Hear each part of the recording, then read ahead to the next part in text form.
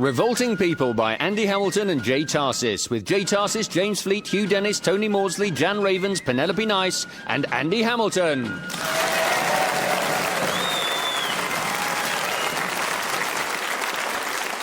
And what month is it? February. Oh. And the year? 1774. Oh, yes. Funny, I keep thinking it's 1773. Do you ever do that? Forget what year it is? No, but then I don't drink 3 quarts of brandy a day. Look, a one-legged, one-armed, one-eyed British soldier has to drink, Sam. I drink to numb the pain of being in Baltimore, imprisoned in this sniper-filled, rebel-infested, stinking, hateful, godforsaken hellhole you call home, no offence. None taken, you insensitive pig. Sounds like Captain Brimshaw and your daughter are having a fine old time upstairs, Sam. Yeah, I know. Are you planning to step in and stop their frolicking? Only if it turns rhythmic.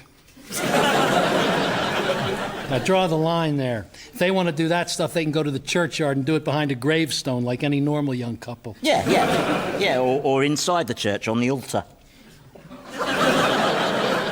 Why are you looking at me like that? On the altar? Yeah. I mean, not during a service, obviously, no. No, that'd be disrespectful, as was once pointed out to me. Good day to you, sirs.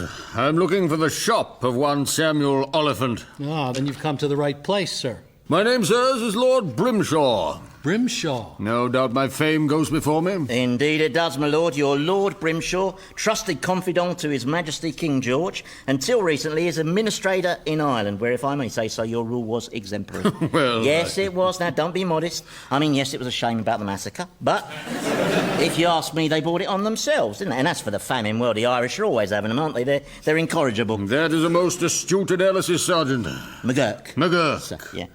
You seem familiar to me. Have we met? No, sir, although I believe you did once court-martial my twin brother. After a misunderstanding over some regimental funds. Ah, yes, I remember now. Lord, he was a rogue.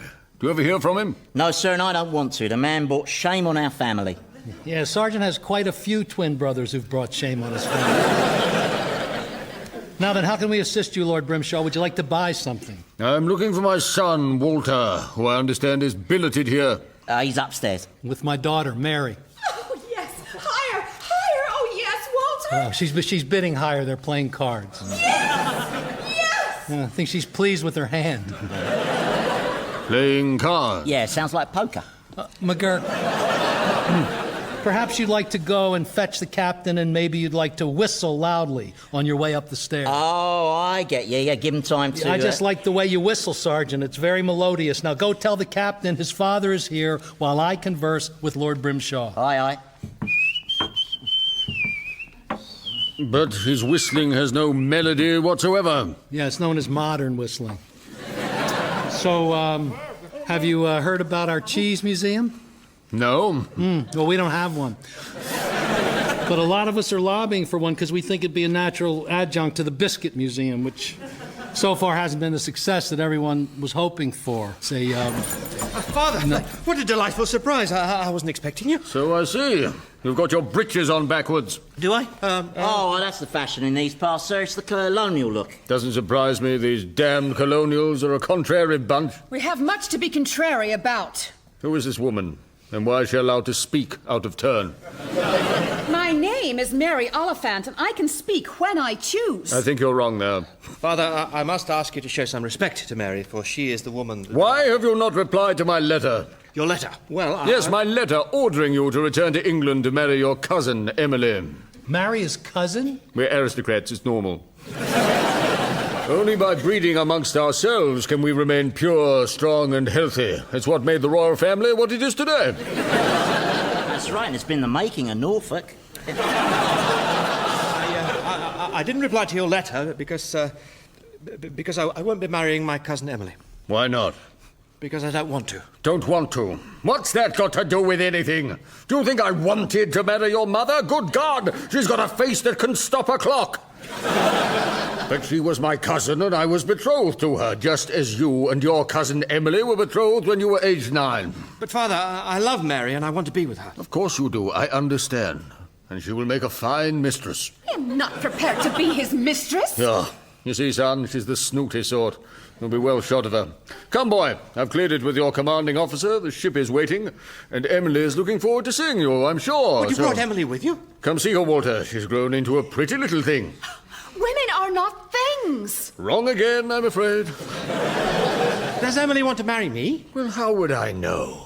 Nobody's asked her. You can't just ignore a woman's wishes. She doesn't give up, does she? Where is this Emily? I told her to wait outside. What, like a dog? Yes, correct. Well done. You got there in the end.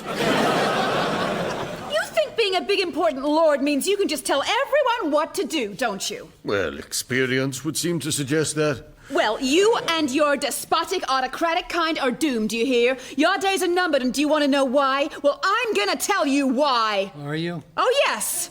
Right, well, then I'm going to pull up a chair. Yeah, I'm going to lie down.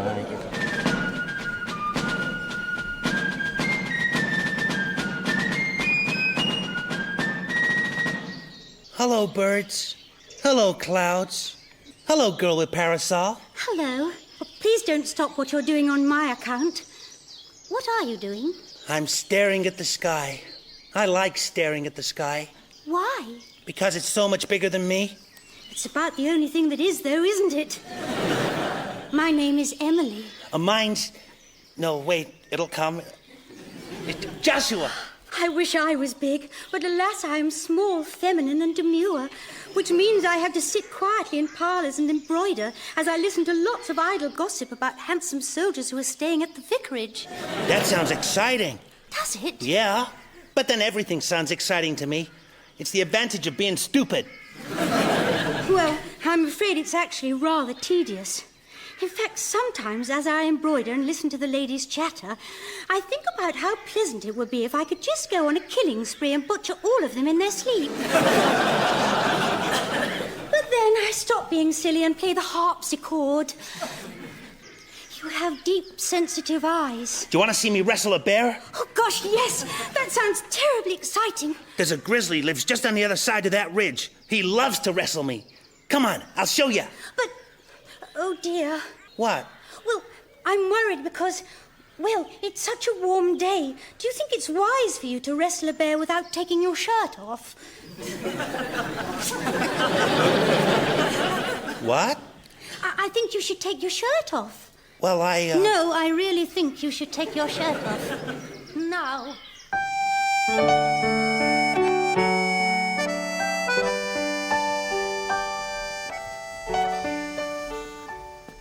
And I'll tell you one last thing, Lord Hoity-Toity, nose in the air, no chin and big ears, Brimshaw.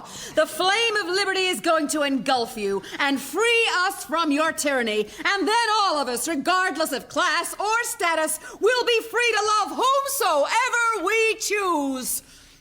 Impressive speech. Wasn't it just? 47 minutes. Including 5 usages of the word whomsoever. Mary is a magnificent orator. She's also a rebellious traitor. Arrest her, Walter. I shall not. She was merely expressing her views, which, as a subject of King George, she has a right to do. She's bewitched you, boy. Snap out of it. Ah, Emily. Uncle! How very timely. Good grief. Who is this giant? This is the man I love. What? His name is Joshua. He's gentle and kind, and he's just whipped a bear. But he's a freak. That's my brother you're talking about. He's abnormally huge. He is not. He's just big boned, that's all. Come on, he must be the most gargantuan person in the Americas. Oh, no, you're wrong there. No, there's a woman who lives just outside Buffalo who's bigger than him. There is? Yeah, 9 foot tall, easy. Daisy Lightwitz. Nice woman. I went out with her for a while.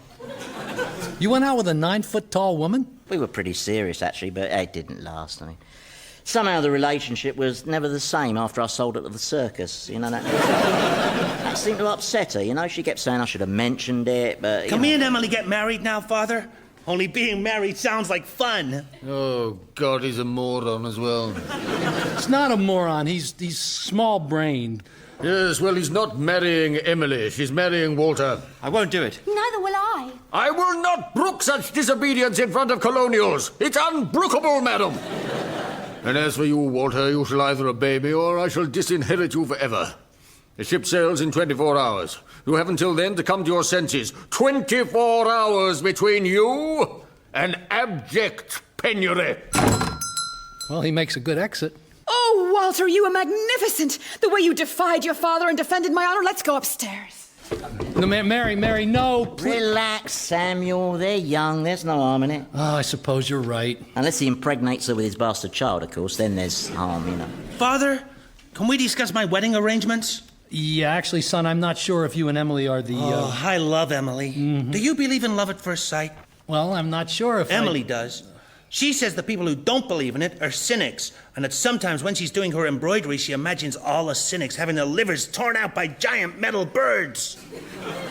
Does she?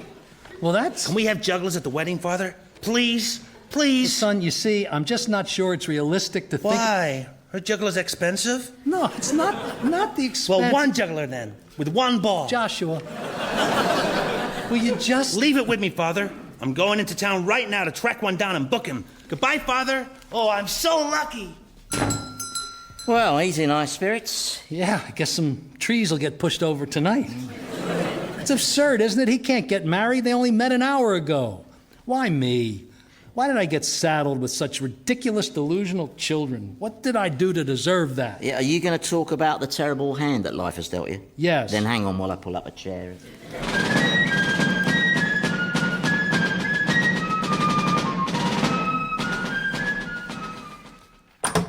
Good evening, gentlemen. We have this thing called knocking. It may not have caught on in your parts. Knocking is not necessary for someone to whom no door is closed. I need to talk to you two, whom I take to be men of the world.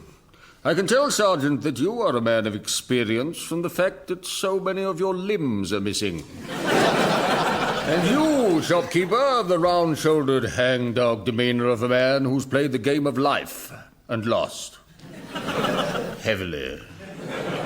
Yeah, well, in my opinion... Your opinion is of no interest to me. You are of no interest to me, but your relatives sadly are. Your spitting hellcat of a daughter has some ludicrous hold over my idiot son. And your idiot son has won the affections of my niece. These associations bring nothing but shame on my family. So you will kindly instruct your offspring to desist from pursuing these absurd romances. I shall do no such thing. The young people you talk of so dismissively happen to be in love, and love is a powerful thing. True, but not as powerful as money. If you persuade your daughter to end her association with Walter, and similarly, if you end the relationship between my niece and the small-brained boy giant, I will pay you with a banker's draft for £50. Do you think I'd sell the future happiness of my loved ones for £50? I'd never do that. No, he would never do that, not even if you offered him £100. Or £150. Or £200. Very well. I'll pay £200. You're not listening. I said I would never do it. Besides, I don't need your money. I'm a man of independent financial means. I have my shop. Your shop? Oh, I thought it was a museum. A museum? Yes, you know. The museum of empty shelves. All right, that's it. Get out. Egress, you stuck-up, chinless, snotty piece of arrogant English. McGurk, give me a term of abuse. A cat puke. Cat puke, thank you. Get out, you piece of arrogant English. Cat puke. And don't come back. Cat puke? You rushed me. Can you believe that? I mean, who does he take me for? As if I'd contemplate breaking up my kids' relationships purely for the money. There's no way I'd interfere with the personal relationships of... What was that last figure? £200. Right. Yep, £200, which is a lot of money in these days. Well, what'd you say that for? I'm just saying, that's all, that £200 here and now in the 1770s is a lot of money because, you know, if someone living, say, 250 years in the future was listening to this conversation, they might think it didn't sound like a lot of money. Why would anyone in the future want to listen to this conversation? I'm here now, and I don't want to listen to it. Well, I don't know, I just thought... Have you been at the funny tobacco again? No, just... £200 was Lord Brimshaw's last figure, you say? Yeah, although I think he'd go to £250. £250? Yeah, even more money in these days. I mean, that's like £30,000 in future money. Will you just stop doing that? Sorry. £250, you reckon? Not that I'm considering it. It'd be wrong, and it's not right to do wrong, right? It's right to do right? That can't be wrong. And even though I may possibly feel both relationships in the long term are almost certainly going to fail anyway, it's not my place to interfere. No, of course it is, no. Although... Yes? does throw up an interesting ethical question, namely whether accepting money to merely hasten the inevitable is morally acceptable. What do you think, Roy? Let me think. Do you know, I have a feeling, just a vague memory, that the Old Testament says that accepting money to end foolish romances is morally justified. I think I read that. And I think Jesus said it was compulsory. It might have been the Sermon on the Mount or, you know. All right, then here's another question for you. Which love-struck puppy should we start with?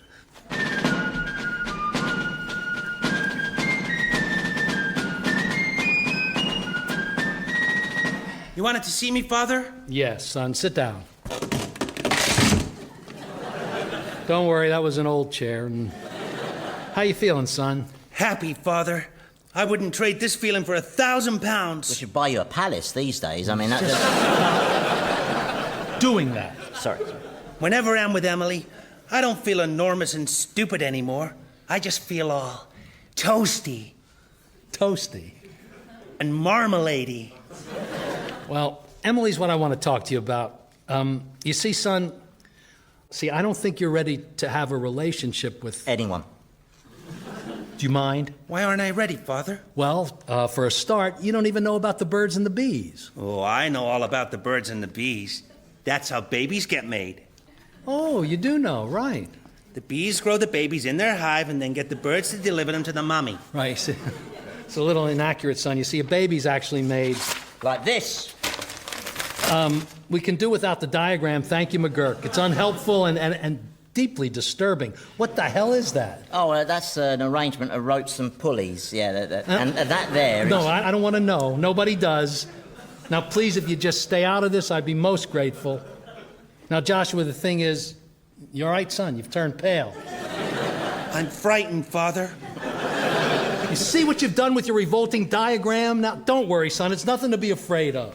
Is that a rhinoceros? No, it wasn't. McGurk's just very bad at drawing. Forget the diagram. Forget him. Just listen to me. Now, about Emily, I think you should stop seeing her. I won't stop seeing her. But, son... I won't. I love Emily. And I love the way she makes me feel all toasty and marmaladey and another feeling that I haven't got a name for yet, but it's itchy yet kind of nice all at the same time. So don't make me give all that up, or I won't ever eat again. Unless it's pie, because I like pie. But apart from that, nothing. And you won't be my father anymore. Sensitively handled, Sam? Well, I wasn't helped by your ignorant observations. Well, ignorant? You know nothing about affairs of the heart. Listen, I've been there, all right? I know what it's like to have feelings for a woman. What, before you sold her to the circus? She loves it, all right? It's a great life. She gets fresh air, travel, and all the sauce she can swallow.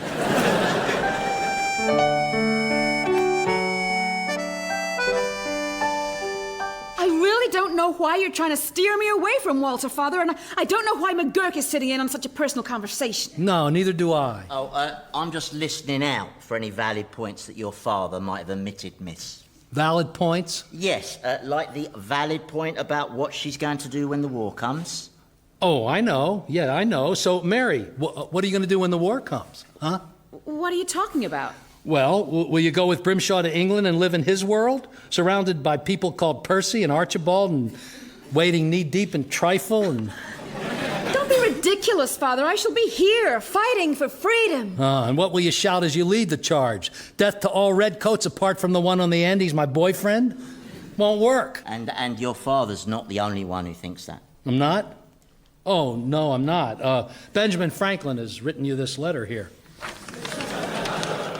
Dear Mary, great news. The revolution is almost here and you are going to play a pivotal role. Obviously, to be a great revolutionary leader, you must demonstrate your commitment by ending any romantic entanglements. Just thought I'd mention it. Yours, Benjamin Franklin.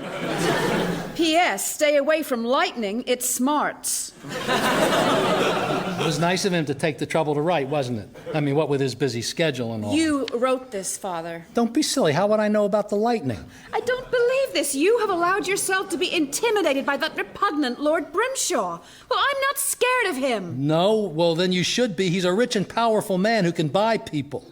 Only weak, greedy people. Not necessarily. He can probably also buy people who mean well but can't turn down that sort of money. What? He's generalising, miss. That's all I was doing. I was being specific. Yeah, no specificity Not was at all. intended. Not at all. Why are you trying to turn me against my own heart? I don't understand why you're doing this. It's unkind and it's immoral.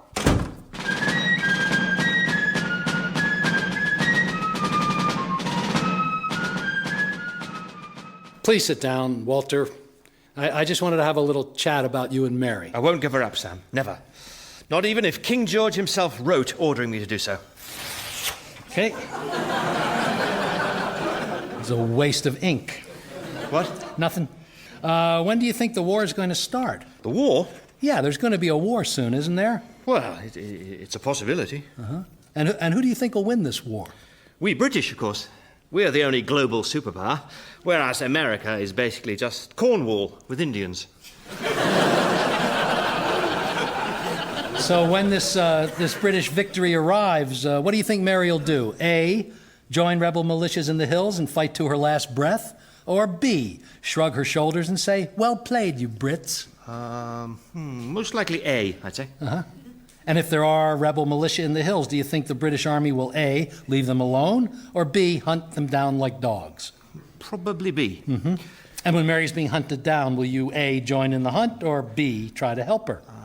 B? And when the army charge you with treason, will you A, be put up against a wall and shot, or B, just shot with no wall in the vicinity? There's never a C, is there? No, because this is an A or B kind of situation. You and Mary are from entirely different worlds. But I love her, Sam. Which is why you must end it now, before it ends in tears, not to mention that hail of bullets. Oh, perhaps you're right. I am right, Walter. Go home. Go home with your father. Set sail for the land where you belong, to the sunny, grassy forests of Kentfordshire, with its toasted cream teas and Morris dancing crumpet eaters, standing guard outside St. Buckingham's Cathedral, as urchin chimney sweeps play cricket on the River of Thames. You've not been to England, have you, Sam? No, but it sounds really quaint. If I decided to go home, how could I break the news to Mary? By post from England. Oh, I suppose you're right. Fate is stacked against our love. Oh, like crazy. This is a sad day, Samuel. Yes, I know, Captain. I've had happy times here under your roof. Same here, Walter. I'll always think of you and smile, Samuel. Will you think of me and smile? Don't push it. Sorry.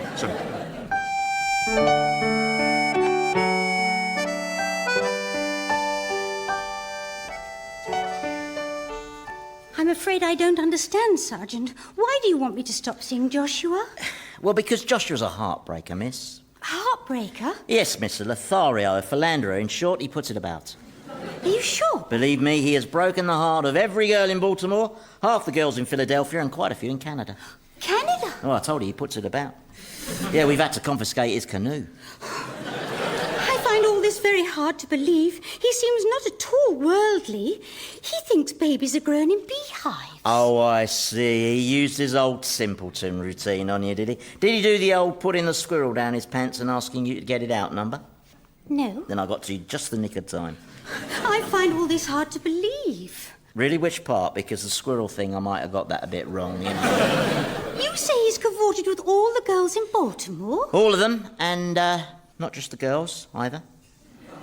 Pardon me? Well, I don't want to be indelicate, miss, but let's just say he likes the company of men who are very sensitive and tend to wave their hands around a little more than is strictly necessary. I'm sorry, Sergeant. I still don't understand what you're getting at. Allow me to draw you a diagram.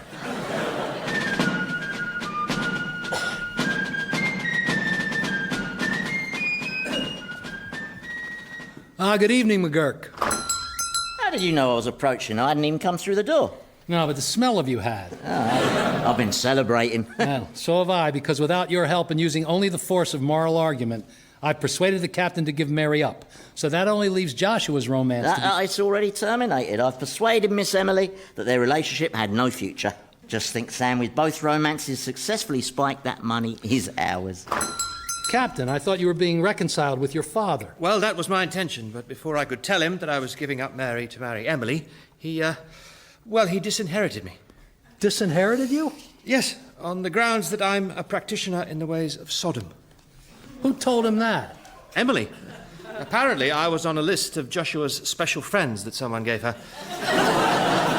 I tried to tell my father that it was all absurd, but he just kept remarking on how much I was waving my arms around. Kept on and on and on about it. Before you had this altercation with your father, he didn't mention a banker's draft by any chance, did he? He was tearing one up as I left. Then he threw the pieces on the fire. Did Emily say who told her this vicious lie? No.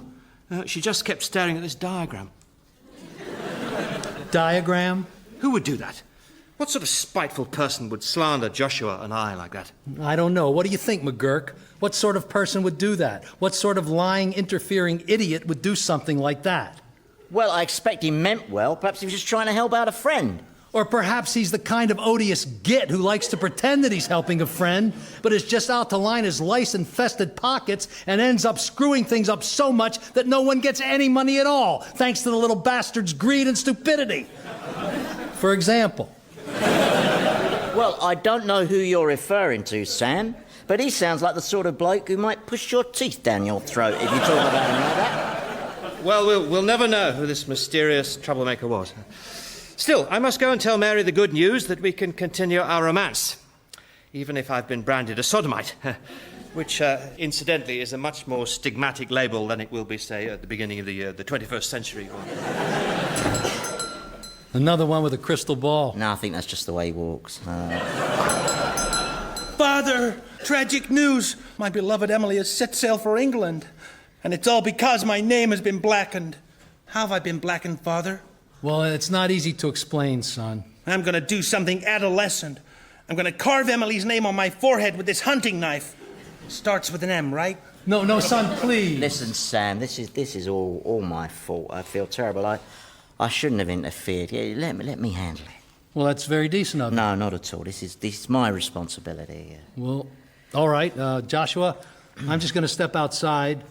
Sergeant McGurk's got something important he has to tell you.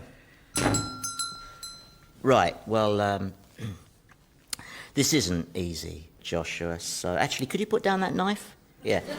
Sure. Yeah, the thing is, Emily left you because somebody started a horrible, untrue rumour about you. What? Which was unforgivable, and that person hopes you'll forgive him. Well, I won't. Well, maybe in time, eh? Anyway, you have a right to know that the man who spread these awful lies about you was your father.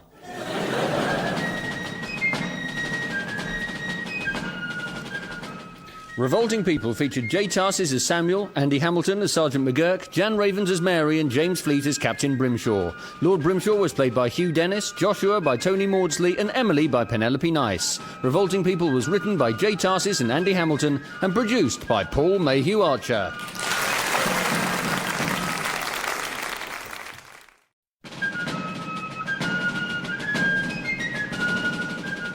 Revolting People by Andy Hamilton and Jay Tarses, with Jay Tarses, James Fleet, Hugh Dennis, Tony Maudsley, Jan Ravens, Penelope Nice, and Andy Hamilton.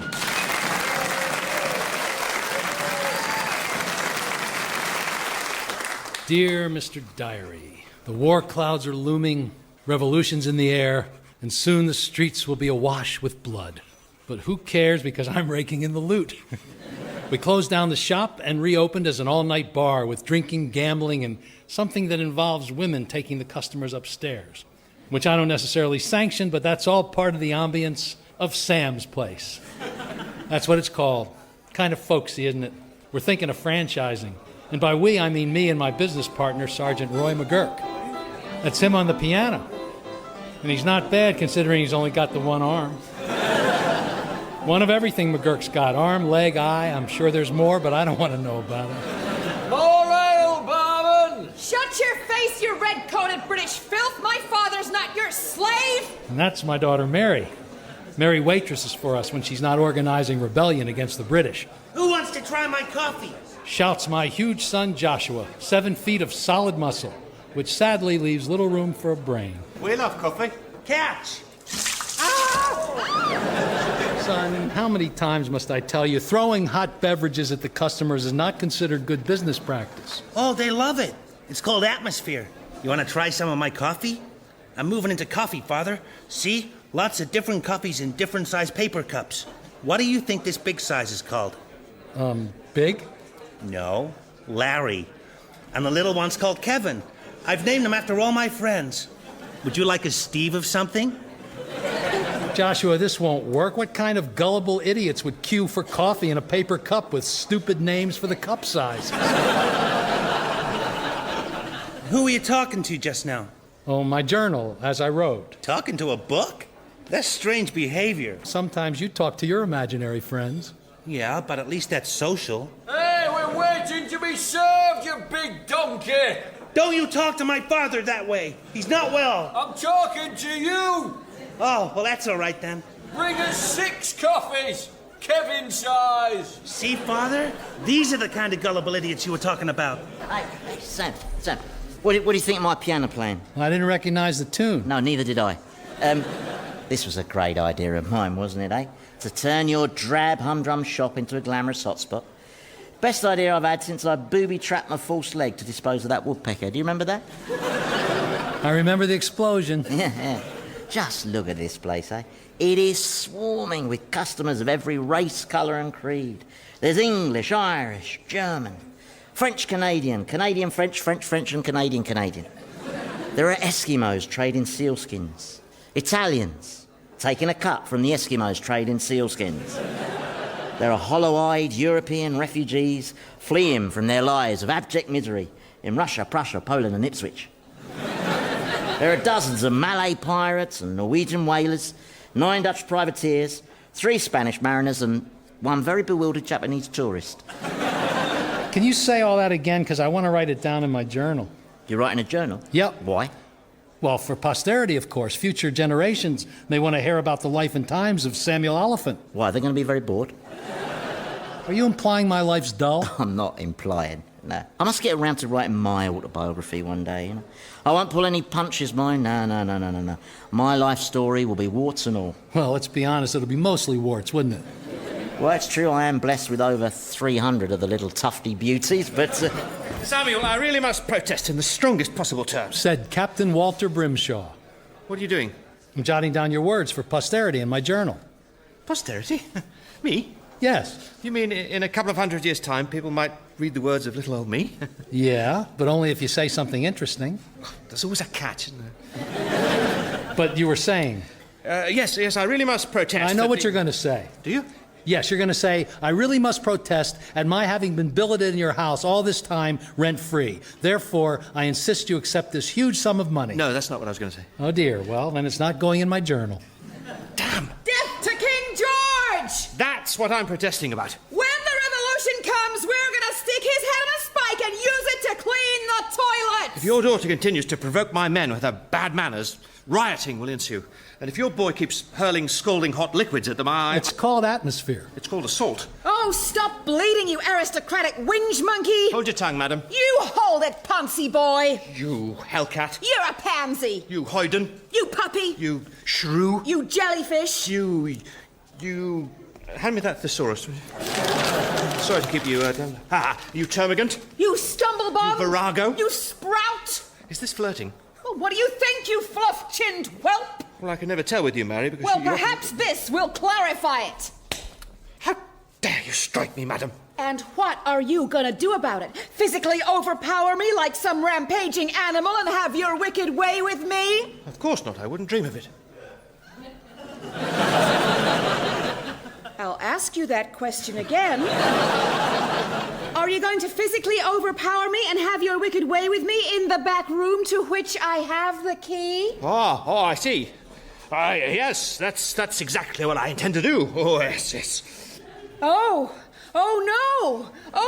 Will no one come to my aid? Well, I could help if you like. Don't even think about it, Stumpy. Come, my pretty, to the back room and don't even give me any trouble or look at the last thing. They make such an unlikely couple. Yeah, but opposites attract, don't they? You know, that's why as a one-legged man, I'm only attracted to women with 2 legs.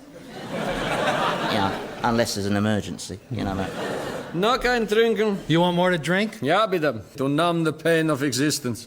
To quote your Shakespeare, tomorrow and tomorrow and tomorrow creeps on this petty pace. You know you're barred? Yes, I do. No. You know that you are barred.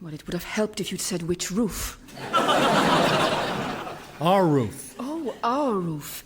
Oh, I loved that roof, where we kept our caged birds. Our pigeons, cockatoos, and parrots. Our parrots. I loved our parrots. Thought it was me you loved. Oh, Sam. Sam, please don't be angry with me. I couldn't bear it. Why didn't you come, Ingrid? Why? I wanted to. So very much. But you see, my darling, my parents hated you.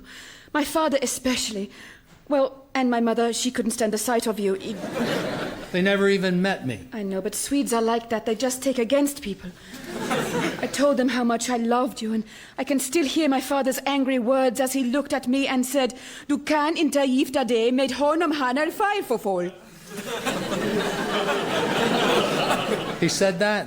Yes, and then my mother remarked, "Du kan inte gifta dig med honom, han är för ful."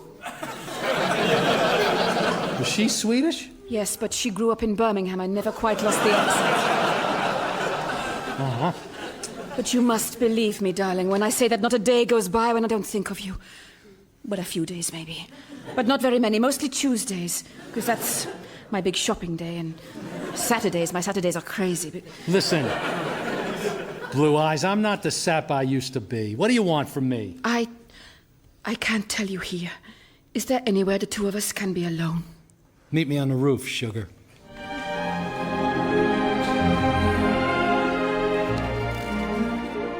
Oh, look on me and weep, for I am as poor cursed Prometheus, punished by the cruel gods for his good intentions and chained forever to his ignominious rock of doom. All I did was ask you to hold the baby for a minute. Cora, I am constantly holding babies. Babies are a full-time job, Ezekiel. And since you have no other job, you might as well pitch in. The babies are a constant joy, Cora. But I would enjoy an evening on the town every once in a blue moon. Just the two of us. Never gonna happen. The twins are too young. And what's-his-name needs minding as well. Ezekiel Jr. Yes, him, the ginger-haired one. They're all ginger-haired. And cute as buttons. You and I, however, are raven-haired. I know. There's still so much we don't know about genetics. But they look so like... You're the father, Ezekiel. Just live with it.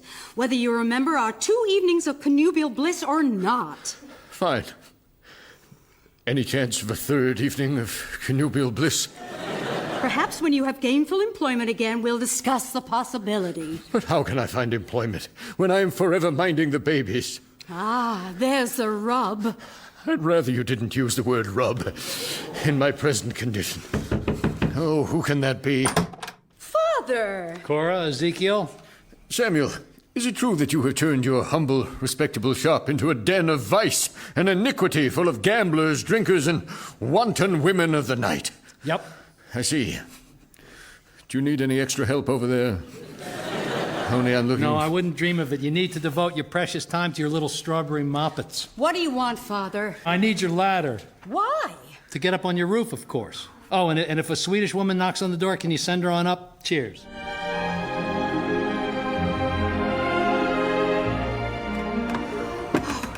It's freezing up here, Sam. I've been waiting hours for you. What took you so long? Well, again, it would have helped if you'd said which roof, but never mind, I'm here now. Here, I'll pull the ladder up, give us some privacy. Well, this certainly is a roof, but no birds. That was another roof, another time. Sam, you're still angry. Sure, I'm angry. You hurt me, Ingrid. I thought we had everything. We were young, we were in love.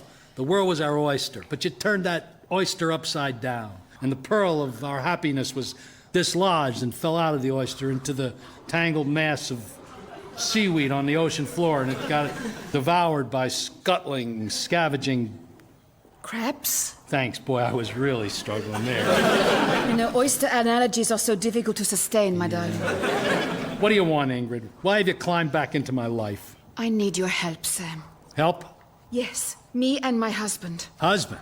Boy, you really know how to keep sticking in that knife, don't you, lady? He's a good man, Sam. Who is he? Gérard Depardieu. I know that name. Oh, no. You're thinking of Gérard Depardieu, the fishmonger. This is Gérard Depardieu, the French cavalry officer who's here secretly training American militiamen. He was in your shop today, disguised as a Japanese tourist. You mean that little fellow who kept saying thank you to everyone for no reason? That was him. Oh, he was very convincing. But the British know he's here. They'll kill him if they find him. You have to hide him and then help him to escape to France tonight. Please, Sam, please. What do you say? How did he do that thing with his eyes? Was it like some sort of glue that he was using? Sam, focus, please. Oh, yeah. Will you be going back to France with him? He's my husband, Samuel. Well, then forget it, baby. I'm looking out for number one from now on. This isn't you. I know what kind of a man you are. Don't be too sure, sweetheart. I'm sure. You're a good man, Sam. And you're a beautiful woman, Ingrid. 25 years later, up here on the roof with the wind stinging your cheeks and your hair all snarled and stuck to the side of your head, and your lips all cracked and raw and your nose running with snot. Still as irresistible as you ever were. Stop it, Sam, stop it. This isn't fair, not now. The world ain't fair, Cinderella. I know. But will you help me, Sam? Will you?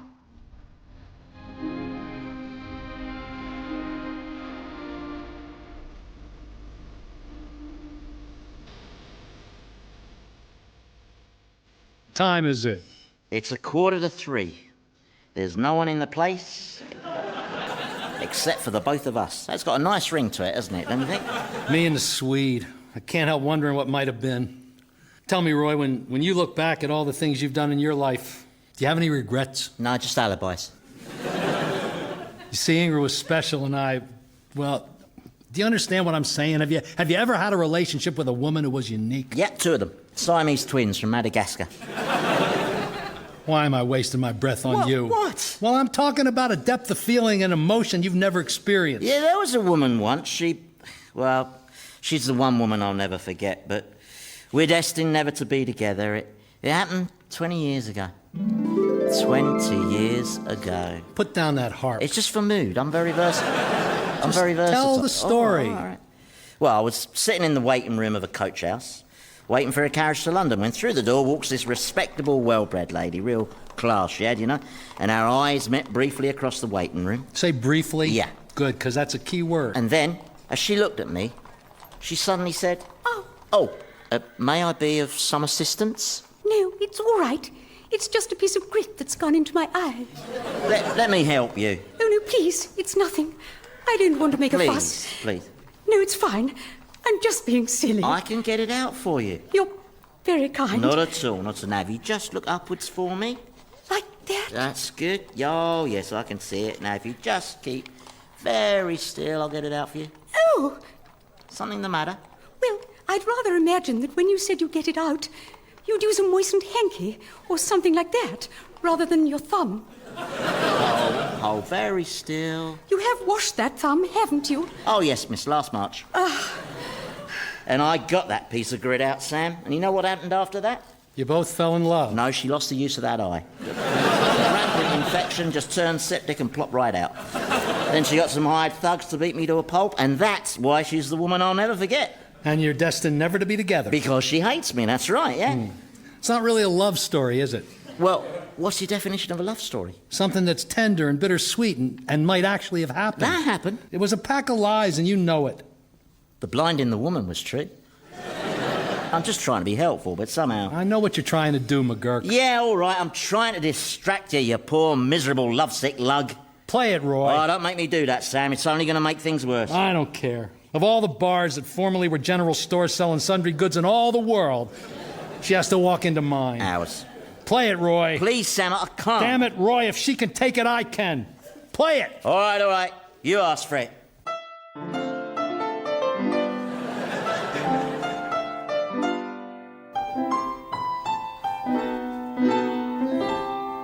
That's not it. Well, I don't know what you're talking about then.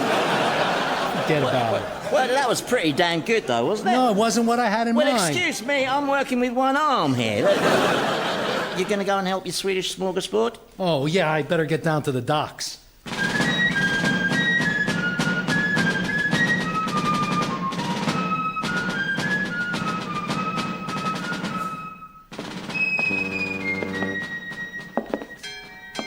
It's so foggy. I can't see 2 feet in front of my face. Well, why would you want to see 2 feet in front of your face? That'd be scary. Feet in front of your face? Joshua. That'd mean someone was flying at you feet first. It's just an It's an expression. Now, will you be quiet? Because there's British sentries everywhere. Yeah, but she says these things and I don't know how to... Where's Ingrid? Here, Sam. All right, now we're going to sneak Gerard out on this dray cart. We'll just make room for him by shifting this goat. He is the goat. You're kidding. Damn, that guy's good. No, don't do the noise, darling. It sounds a bit French. You might give yourself away. If you're following somebody up a ladder, then you can have 2 feet in front of your face. Oh, God, forget the feet. Samuel, do you mind if I ask a small question? Yes, Ezekiel. What the hell am I doing here? Well, you're always saying you need a night out. Yes, but Cora not to take part in an act of sedition? Halt! Who goes there?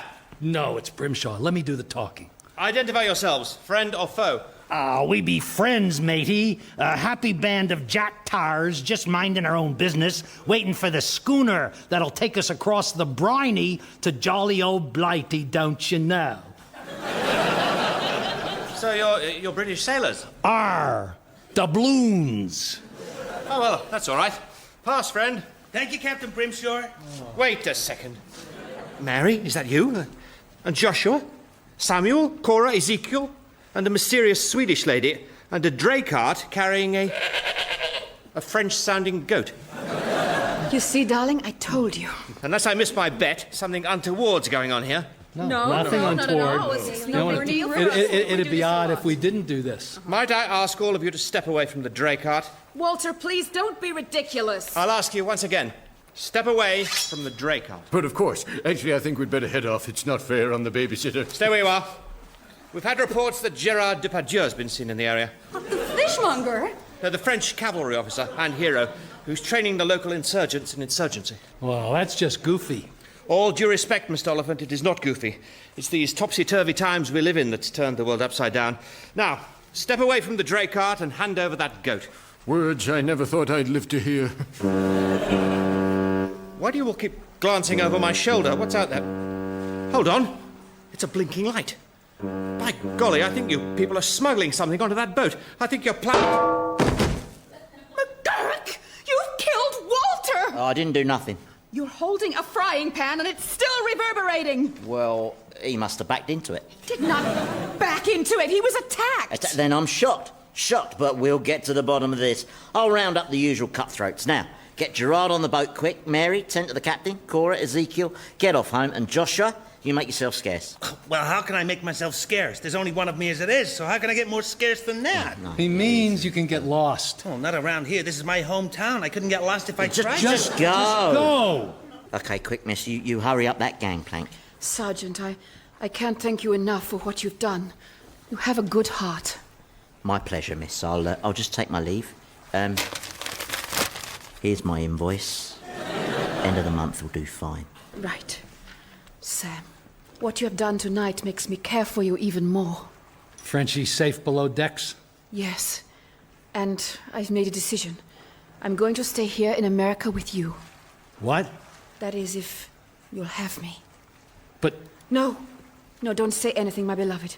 I've hungered to be with you ever since those days long ago on the roof. No, listen to me, you headstrong little fool. Gerard's your husband. Your place is with him. You belong with him. Yeah, you're right. Okay, goodbye then. That's it? Well, when you're right, you know you're right. Thanks again, though. See ya. Yeah, but I was going to say that if you did stay with me, it'd be a decision you'd regret. Maybe not today, maybe not tomorrow, but soon. I know. I hear you. I'm sticking with the Frenchman. Well, I forgot to say that you and we don't add up to a hill of beans in this cockeyed world. What? Beans. What about them? We don't add up to a hill of them. Oh, I know. And they give you gas. I look at your face, Ingrid. I still see that young girl on the roof. You and me together feeding the pigeons, caring for the cockatoos and the parrots. That's the memory I'll take with me always. Yes, we'll always have parrots.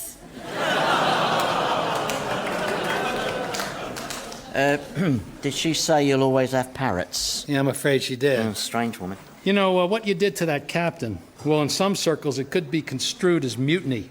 Well, and what you lot did, absolute treason in some circles. Of course, I didn't actually see you pop the captain in the head. Yeah, I didn't notice any actual treason, per se. I thought Ingrid had gotten a little fat. I wasn't going to say anything, but I found her rather Rubenesque. now you mention it. You know, I reckon you should write this whole thing down in your journal, because it could turn out to be one of the great love stories of American culture, as soon as you decide to have one. Yeah, you could be right, Roy. Maybe in the future we'll invent a kind of magic lantern show where stories are told with big pictures of actors moving on a huge screen, sort of like the theater, only flatter. Yeah, maybe. And maybe I'll be played by the leading glamorous actor of the day. Well, with respect, Sam, any leading glamorous actor is going to want to play the part of me, isn't he? Why? Well, because I'm the disabled character. I mean, whoever plays me picks up all the awards. You know. Right. Yeah, I think I will write my story down, because it's got everything you need to be a success, hasn't it? It's got heroism, danger, adventure, romance. I think I might add a shark. Good idea, yeah, just to spice it up a bit. A huge white shark. Yeah. That only eats naked ladies. No, McGurk. Revolting People featured Jay Tarses as Samuel, Andy Hamilton as Sergeant McGurk, Jan Ravens as Mary, and James Fleet as Captain Brimshaw. Ezekiel was played by Hugh Dennis, Joshua by Tony Maudsley, and Cora by Penelope Nice. Revolting People was written by Jay Tarses and Andy Hamilton and produced by Paul Mayhew-Archer.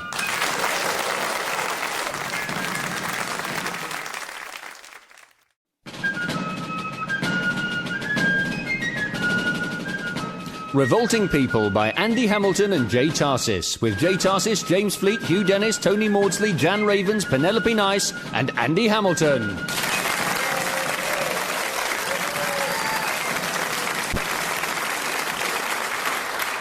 Good afternoon, ladies and gentlemen. My name is Julian, and I am your tour guide. Welcome to what was rated Britain's top tourist attraction of 2004, the magnificent McGurk Palace, built by Lord Roy McGurk in 1778 when he returned from the American colonies, having made his fortune selling false identities to deserting soldiers.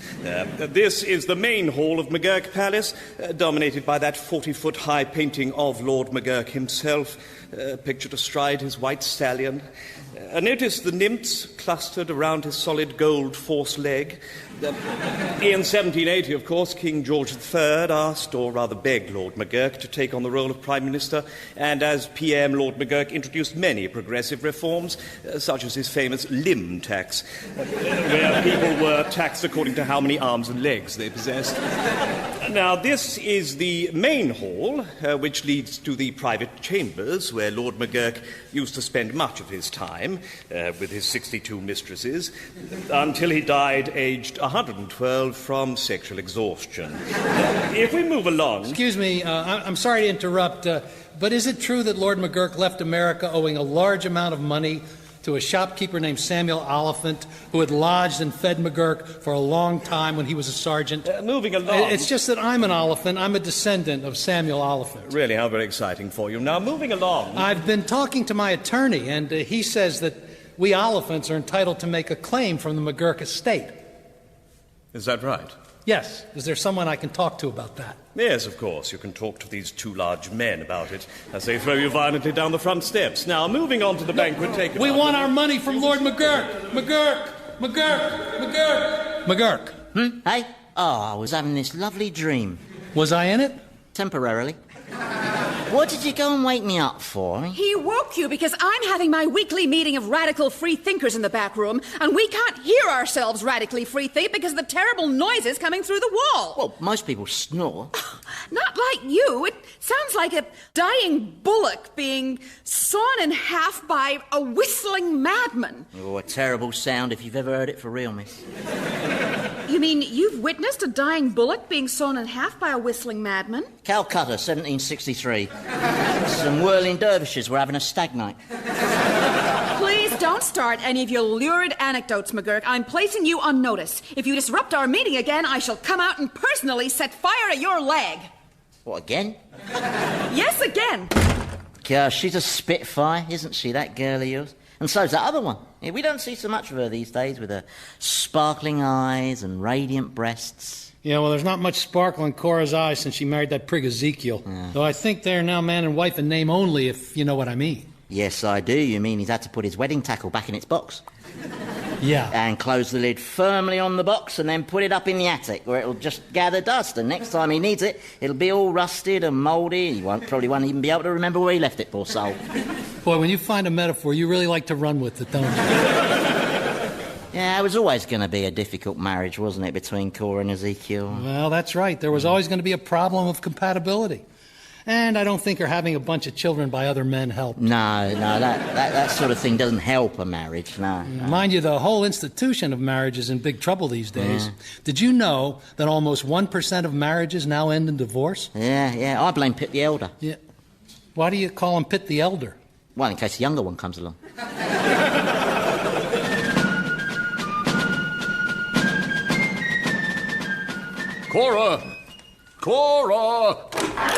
Cora, I have decided. I must be bold as noble Achilles as he beheld the shores of dusty Ilium. You are my wife. You must subjugate yourself to your husband's will. Oh, all right, but make it quick. And try not to create any more laundry. I'm not referring to fleshy matters, although that would be a start. No, I am referring to your general aloofness and hauteur towards me. You shut yourself away in here, writing, always writing, page after page. What is it you are writing? Oh, just shopping lists, personal reminders, billy doos. I'll put them away. Let me see what you're writing. But this is a manuscript. Oh, that? Yes, that's just a small novella. A novella? Novellas are the devil's sweetmeats. What is this novella about? Oh, it wouldn't interest a heavyweight manly mind like yours, husband. It's a woman's story. It's... I'm reading. What is that word there? Thighs. And that one? Moist. And that? Throbbing. What? Throbbing. Throbbing? Oh, look, give it to me, husband. It's just girlish nonsense. No, wait, I haven't finished yet. I am so disgusted. I can barely read on. What does that say? Thrusting frenzy. Oh, right. The handwriting seems to have turned a bit wobbly. Well, Cora, this is... Well, for a start, those two paragraphs there, they are profane. That one is obscene, and that one... It's physically impossible. For a respectable woman to have written such indecency puts you beyond the pale. You'll be ostracized, banished from society, once the respectable folk know that you write these satanic stories about licentious women and lewd stable boys. Oh, I didn't write them. You didn't? Good gracious, no. This was written by Mary. She gave them to me to read for an opinion. But the handwriting is identical to your own. Yes, hers is identical to mine. See, she's got the same downward stroke on the letter Y. See, you can see it there, in the word yes. Written 9 times in succession. So this is Mary's. I must inform her father of this gross impropriety forthwith. Is that necessary? It's just... Oh, yes.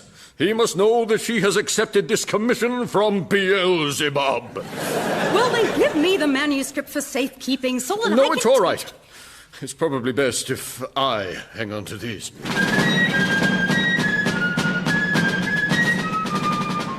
My trouble is, Roy, that every time my kids have problems with their relationships, well, somehow I feel like it's my fault. All right, well, on account of your own marriage being such a failure that your wife was driven into the arms of a woman with whom she now experiences an emotional and sexual fulfillment that you're incapable of giving her? In a nutshell, yeah. I don't know, I feel like I'm a failure. A total failure. A failure as a father. A failure as a provider. Failure as a man.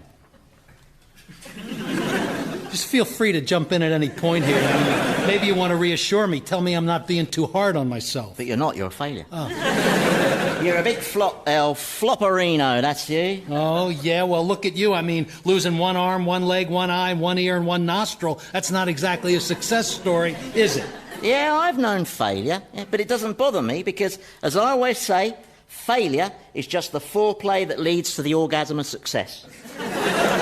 When do you say that? I've never heard you say that. Yeah, well, I don't get the opportunity to say it very often, do I?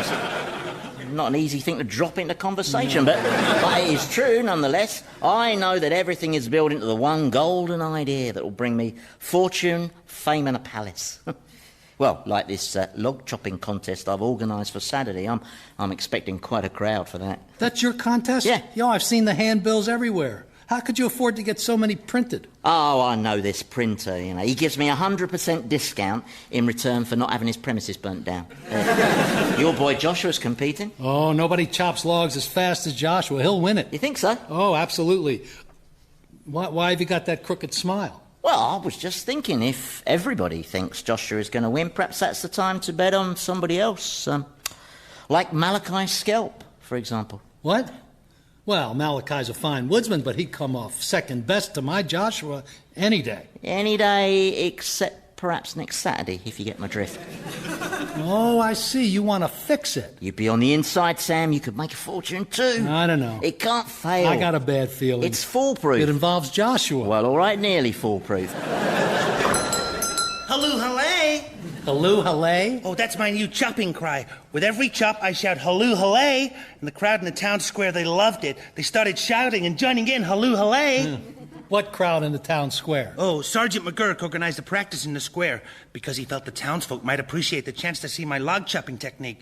I'm going to win the log chopping contest, Father. Won't you be proud of me? Yeah, you're bound to win, Joshua. Your only possible rival is Malachi Scalp, and he's unlikely to perform very well, poor fella. Why's that? Well, his hamster has just died. Oh, no. Yeah, last week, but he hasn't got over it. I'm not sure he ever will. He loved that hamster so much, didn't he, Samuel? Oh, yes, he loved it like a brother hamster. Oh, dear. Poor Malachi. Yeah, and now he's grief-stricken, isn't he?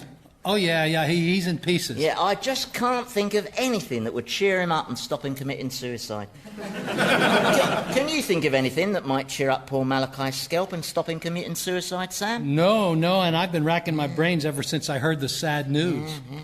I've thought of something. What if I let Malachi win the log chopping contest? Unthinkable. Well, I don't mind. A dead hamster is more important than a log chopping contest. Do you know, I think that's the most profound thing I've ever heard. Yeah. Really?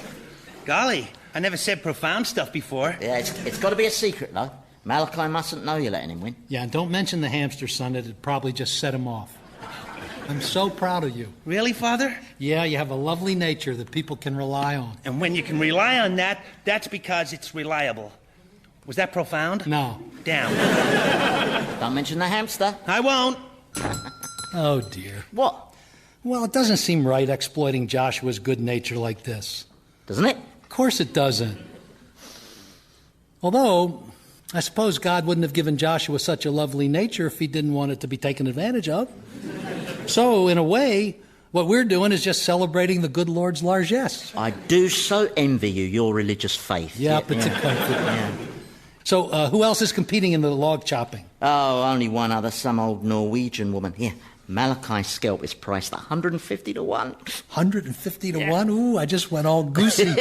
What do you spend your obscenely huge winnings on? Oh, I'm going to buy Obadiah's, the huge grocery on the main square that's taken all my business. And then I'm going to offer that smug Obadiah Jones a job sweeping my floor. Yeah, with the broom sticking out of his ass. Sound very jolly. Oh, we're just laughing at the thought of a man with a broom sticking out of his ass. Yeah. Right. Is that satire? Only in Millwall. So, how was your top-level military briefing, Captain? Were you able to make a valuable contribution? It was all about intelligence. Oh, right, well, never mind. Apparently, our spies are saying that there are French insurgents here trying to stir the colonists into rebellion. And apparently, the rebels have got a huge death cannon that they can fire inside 45 seconds. Ooh, that sounds alarming, sir. Yes. Although the General didn't seem to want to dwell on the details for some reason. Where's my darling Mary? Oh, well, she's in the back room holding one of her radical free thinkers meetings. Oh. You can go in if you want. No, it's all right. What?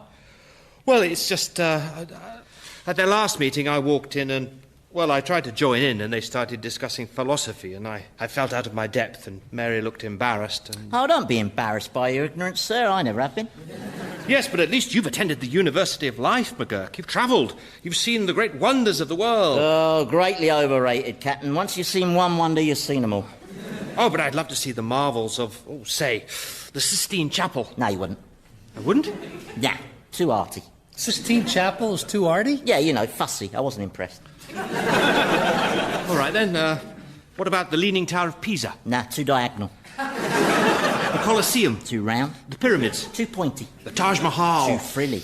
The Parthenon? Too Greek. Venice? Too watery. Jerusalem? Too wally. Mecca? Too whaley.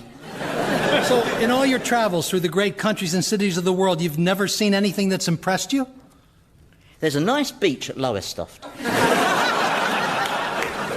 I haven't even seen that. And I haven't read any of the great books or... Oh, let's face it, I'm no intellectual. And I don't want to embarrass Mary. Oh, don't be ridiculous, Brimshaw. Just go on in there and just... No, it's all right, Sam. I don't want to interrupt them. They'll probably be discussing high-minded philosophical questions. Okay, now, here is the big question. Do we kill the redcoats in their sleep or ambush them in the woods? Both. Oh, right, no, I agree. No. I think we just need to step back for a second here. I mean, perhaps we should be a little more measured.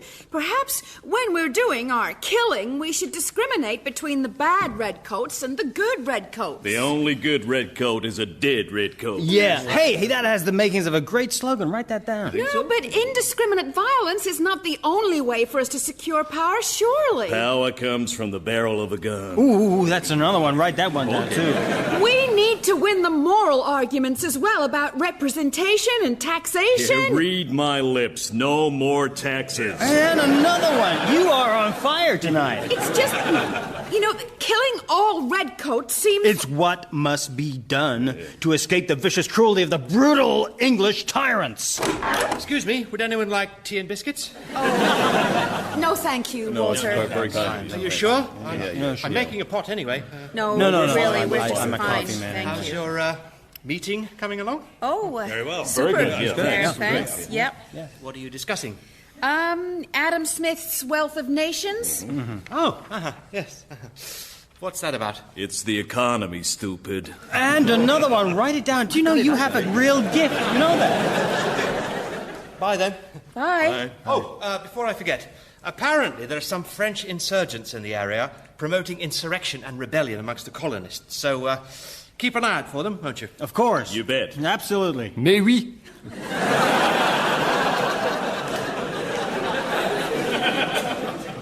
Sorry? Maybe take you up on the offer of the tea and biscuits. Oh, right, of course, no problem. You're new, aren't you? I am from South Carolina, just passing through. But your voice is... I have a cold. Oh, right.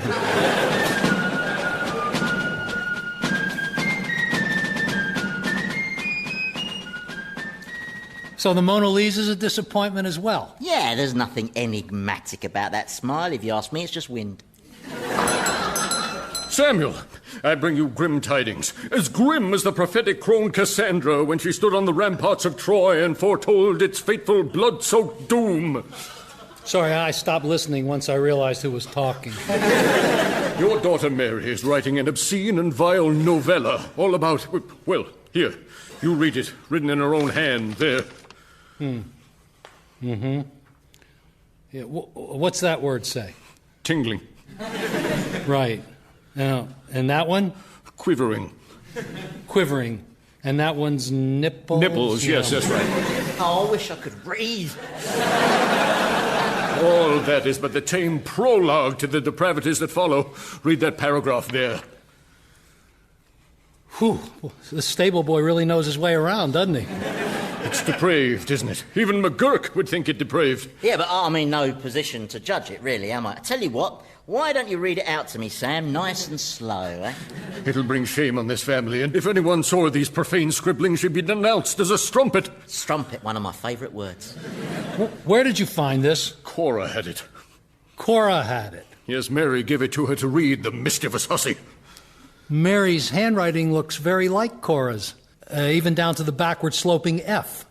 And there are quite a few backward-sloping F things happening here. I hope you're not suggesting this is Cora's creation. Oh, no, of course not. The very idea is absurd. Why would my wife's head be full of naked, writhing bodies? Think it'll snow later? Yeah, I think it will.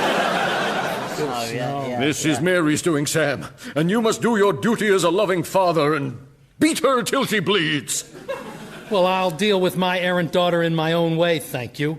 Now, if you'll excuse me, I'm afraid I have to slam the door in your face. Oh, nice slam. Thank you. So, Mary wrote this stuff, eh, the saucy wench? It wasn't Mary. This is Cora's work, and it'll bring her nothing but trouble. It's my duty to visit her and make her understand that she mustn't be so wild and reckless. And then I'm going to bet the house on a log chopping contest.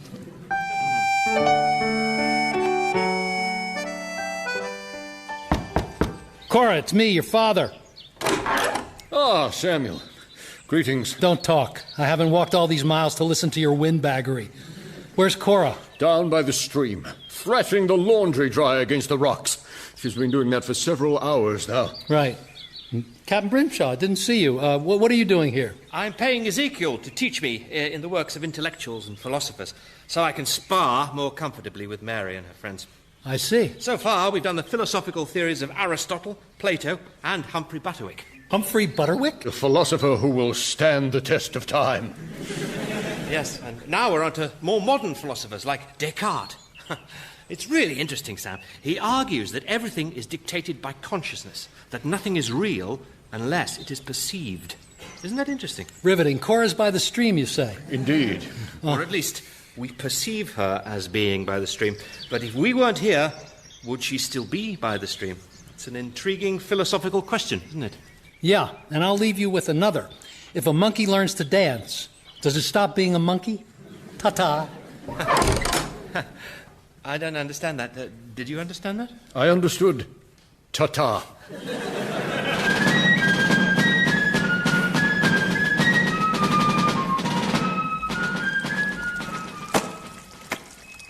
Dry, you damned laundry, dry! Cora! Oh, hello, Father. I'm just threshing this laundry dry. Yes, I wonder if you should stop now. Well, why do you say that? Well, because those shirts are thrashed to shreds. Oh, yes. Perhaps you've been beating it with the energy that you'd normally channel into writing your novella. I've not been writing a novella. That's Mary. It's her novella. It's not my novella. It's her novella. You're lying. No, I'm not. I'm just overusing the word novella. Cora, I know you wrote it, and I'm just so worried that you'll be ostracized. And I mean, why can't you write about something else, like a cute school for wizards, or something with lots of elves and dragons, or a nice book about punctuation? I can't help myself, Father. It's such a release to write as I do. It sets free the woman in me. Yeah, I know, but... And it's well-written prose, isn't it, Father? Sergeant McGurk says it's well-written. Yeah, but Sergeant McGurk says it's well-written? Yes. Sergeant McGurk can't read. I know. He came round and asked me to read the chapters to him out loud. He seemed to really enjoy them. He kept making these little squealing noises. Did he now? Wait a second. Ezekiel gave me all the pages, so... Cora, are there more pages of this novella? 311. 311? What Ezekiel took was one chapter. Cora, for your own protection, you must dispose of these pages. Is that clear? Oh, it's all right, Father. I've already disposed of them. Good girl. Now, are you all right for money? I have a little put by. Can I borrow it to bet on Malachi's scalp?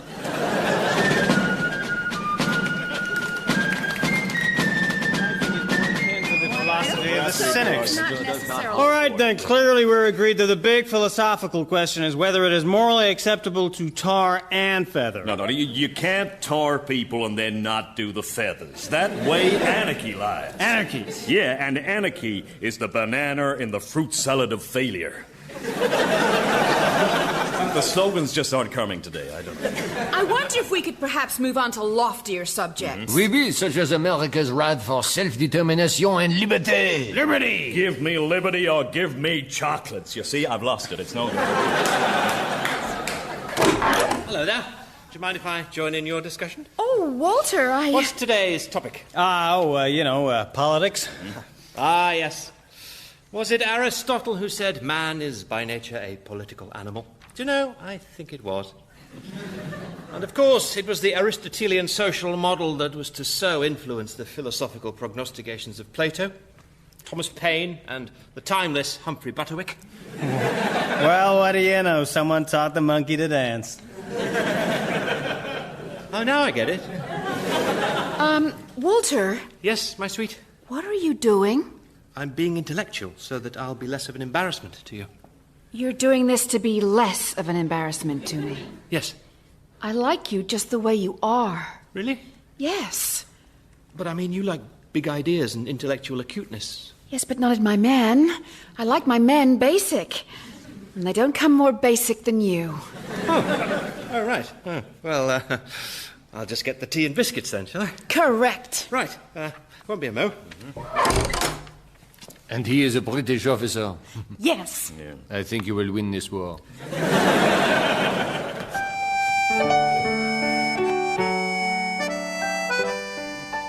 Well, congratulations, McGurk. You called that one correctly. Everyone who bet on Joshua to win the log chopping contest lost their shirt as he went down to the rank outsider, just as you'd predicted. Will you stop looking at me like that? It was not my fault. Not your fault. Well, how was I to know that Malachi Skelp did have a hamster who just died? Well, when you're making up a lie, you should first check it isn't true. That's page 1 in the liar's handbook. Yeah, well, and how was I to know Malachi would go to pieces the moment anyone mentioned it, the big pansy? Weeping and wailing like that, trying to saw his own head off. And anyway, I blame your boy. What? We specifically told Joshua not to mention the hamster. What's the first thing he says? Sorry to hear about your hamster. Well, he's just big-hearted. That's why he spent all his time consoling Malachi. Yeah, and that's why the old Norwegian woman won at 300 to 1. How much did you lose? Everything I own. And a lot of stuff I didn't. That was a bit reckless. You said it couldn't fail. Yeah. God. If I had a penny for every time I've said that. How much did you lose? Oh, a bit, still. Hey-ho. Seem very relaxed about it. Well, you know me, Sam. I'm not a money-minded person. All right. Oh. Disgrace! Disgrace is engulfing this family. Mary's vile novella is in the shops. Townsfolk are buying it in droves. She's published it under a nom de plume, of course. Officially, the author's name is Gercom Roy, but I don't know where she got that from. Gercom Roy, yeah. Where did she get that from? And how did the saucy minx get it published so quickly in under a week? Well, I don't know. Someone must have known a printer with premises that hadn't burnt down yet. Well, this outrage cannot be allowed to stand. I shall inform the town elders that the author of this filth is a woman, and they will act to protect public decency by banning the sale of this book forever. I wouldn't do that if I was you. That's a shiny bayonet. Yeah. Let's hope I don't get any nasty, sticky blood over it. No, that would be a shame. Problem? No. Blade's a little cold against my throat like that. So, Ezekiel, what are you going to say about the authorship of this book? What book? You know what happens now, don't you? You slam the door in my face. Right. No, please let me. I'll slam it in my own face as I leave. Cora told me she disposed of her scribblings. Well, she did. Into my knapsack. Hope she's not planning to write any more of these novellas. Well, she might be. I can't allow that. Oh, come on, Sam. We're sucking on a huge money tit here. But if Cora's secret were to come out, she'd face ruin. It won't come out. Besides, she's doing all right. I'm cutting her in for 20%. And I'll cut you in for 20% as well. No, I couldn't agree to it. Not even for the 30%. I said 20. Oh, did you? Thought you'd said 30. No, you're right. It was 30. I remember now. No. Look, I still can't agree to it. It's improper. Although, I suppose the Almighty wouldn't have blessed Cora with the talent for writing pornography if he hadn't intended it to be used. Thank you, Lord. Hallelujah.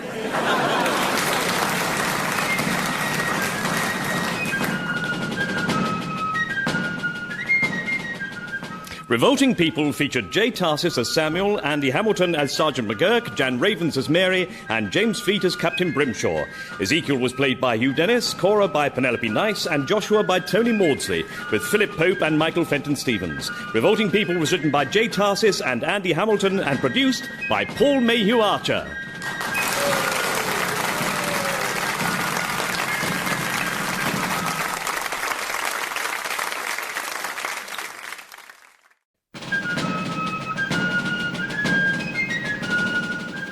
Revolting People by Andy Hamilton and Jay Tarses, with Jay Tarses, James Fleet, Hugh Dennis, Tony Maudsley, Jan Ravens, Penelope Nice, and Andy Hamilton.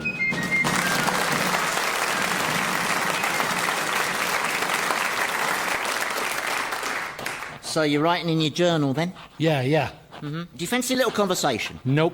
Why not? Because it'll turn stupid. Well, why would the conversation turn stupid? Because it'd be with you. Oh, now, if you'll just excuse me... I had this amazing dream last night, yeah. For some reason, I was riding this huge white buffalo through the streets of Baltimore, and I rode it through the cemetery, and then right through the middle of a funeral, actually, and then straight through the doors of a brothel, where I used the buffalo as payment for the sexual services of identical conjoined triplets from Mexico who pleasured me as I licked custard and clotted cream off their naked... Oh, no, wait, that happened. It's all coming back to me now. God, what a night that was, yeah. They are interesting things, though, dreams, aren't they, eh? Now, did you know that the Chinese believe that you should never wake a sleeping man because a dream is your soul leaving your body on a nightly excursion before it returns. And that is why, if you come across a sleeping Chinaman, you should... Just leave him be. No, wake him up for a laugh.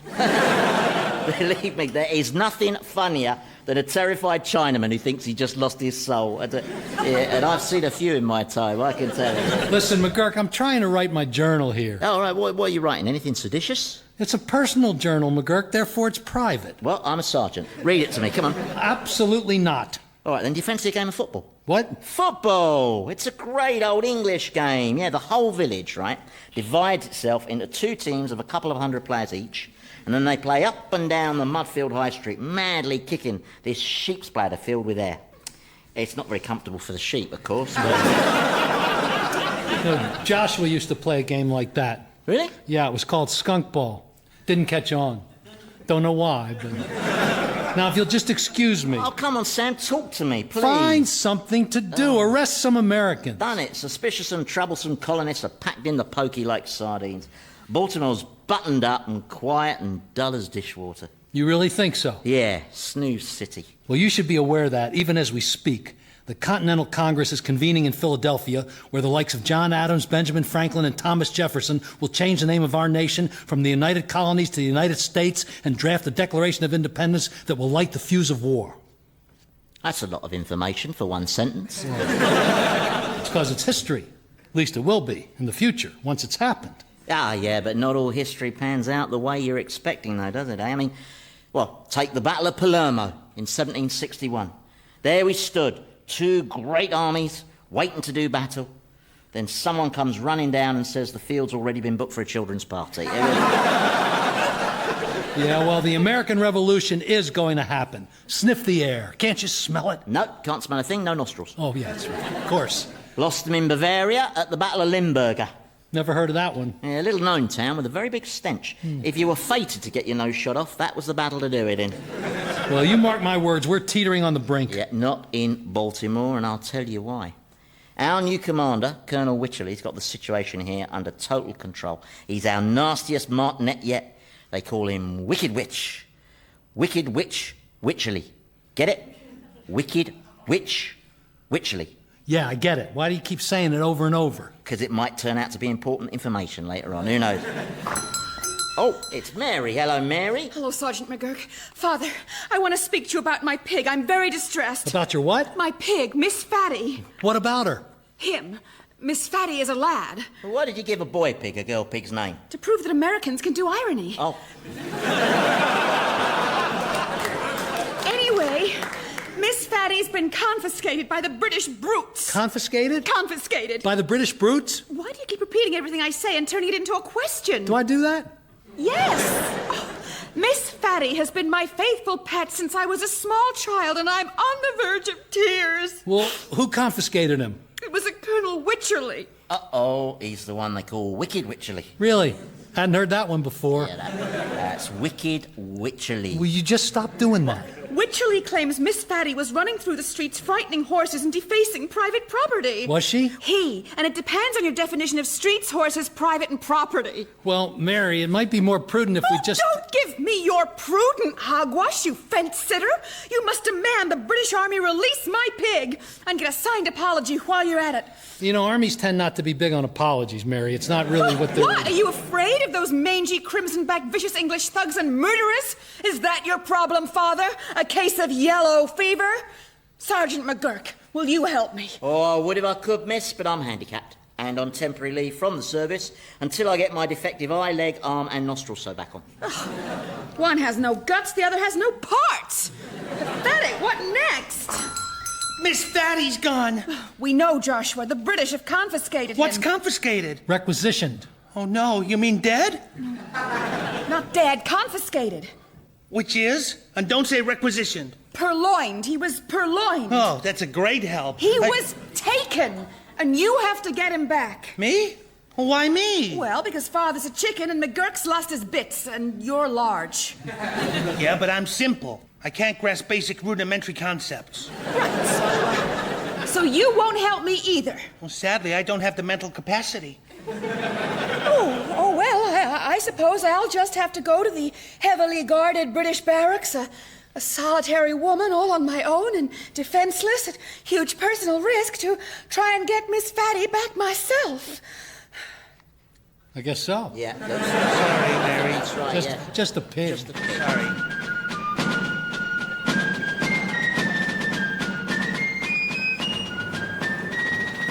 Oh, thank you for seeing me, Colonel Wycherley. I'm so stormy a day. You have 30 seconds. I want Miss Fatty back. I'm sorry, was that colonial baby babble? My pig! Miss Fatty's my pig! Oh, that pig, the subversive pig. Disorderly and out past curfew without a lead. Which means she's now property of the King's Army. Miss Fatty is a he. Miss Fatty is bacon.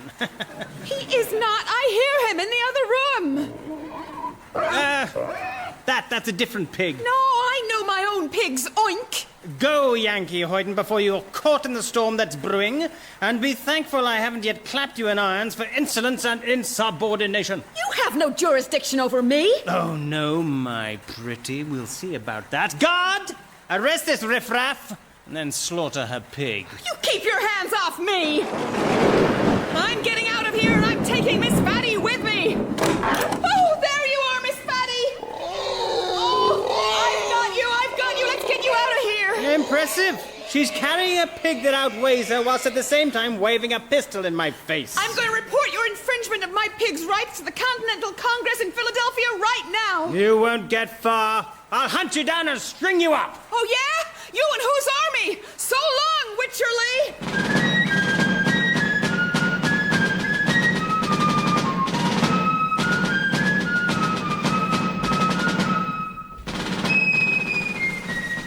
Citizens of Baltimore, this promises to be the storm of the century. Don't get left out in the rain. Buy an Ezekiel Spriggs insurance policy right now at pre-disaster price and laugh as your home is destroyed. Spriggs will pay the damages. How do we do it? We're crazy. So step right up and sign up. We won't be undersold. Spriggs Insurance, helping Baltimoreans rebuild since 1774. Who's that? Why, it's my sister-in-law, Mary. Ezekiel, what are you doing? Standing here at the edge of the forest shouting into the wind. That's ludicrous even for you. And running around in the rain with a pig is sensible. I'm a fugitive. You have no excuse. I'm trying to earn a living to support my family. And until this hurricane drove everyone indoors, I was doing very well, too. I've sold almost one policy. Perhaps I could interest you. Not now. I have to get to Philadelphia. Philadelphia? That's 100 miles from here. You'll be torn to shreds by gale force winds. You'll drown in a flash flood. Plus, you're carrying a pig.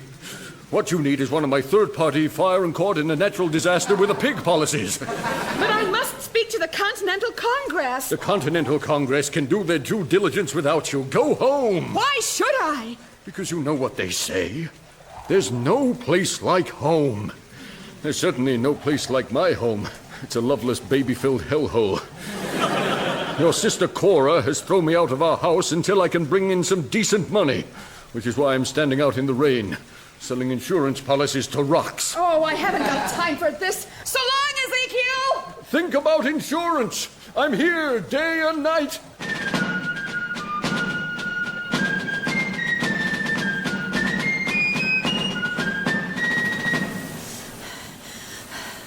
Oh, my. You're a heavy boy, Miss Fatty. And the sky's getting darker, and I've probably lost my way. What's that, Miss Fatty? You see a cave? Oh, I see it now. It's clear across that ravine, and the floodwater's raging. We'll never make it. Oh, but we have no choice. Wycherley's army is hot in pursuit. Into the roiling water, then. Hold on to your snout, Miss Fatty. What, Miss Fatty? You say you can't swim? Oh, that doesn't matter. The fall will probably kill you anyway. Look out for that tree, Miss Fatty. Oh, it's going to fall on us. Oh, mercy!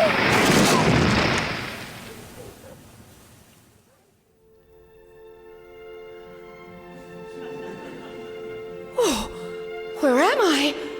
Oh, my. I'm in a cave. And the sun is shining. And birds are singing.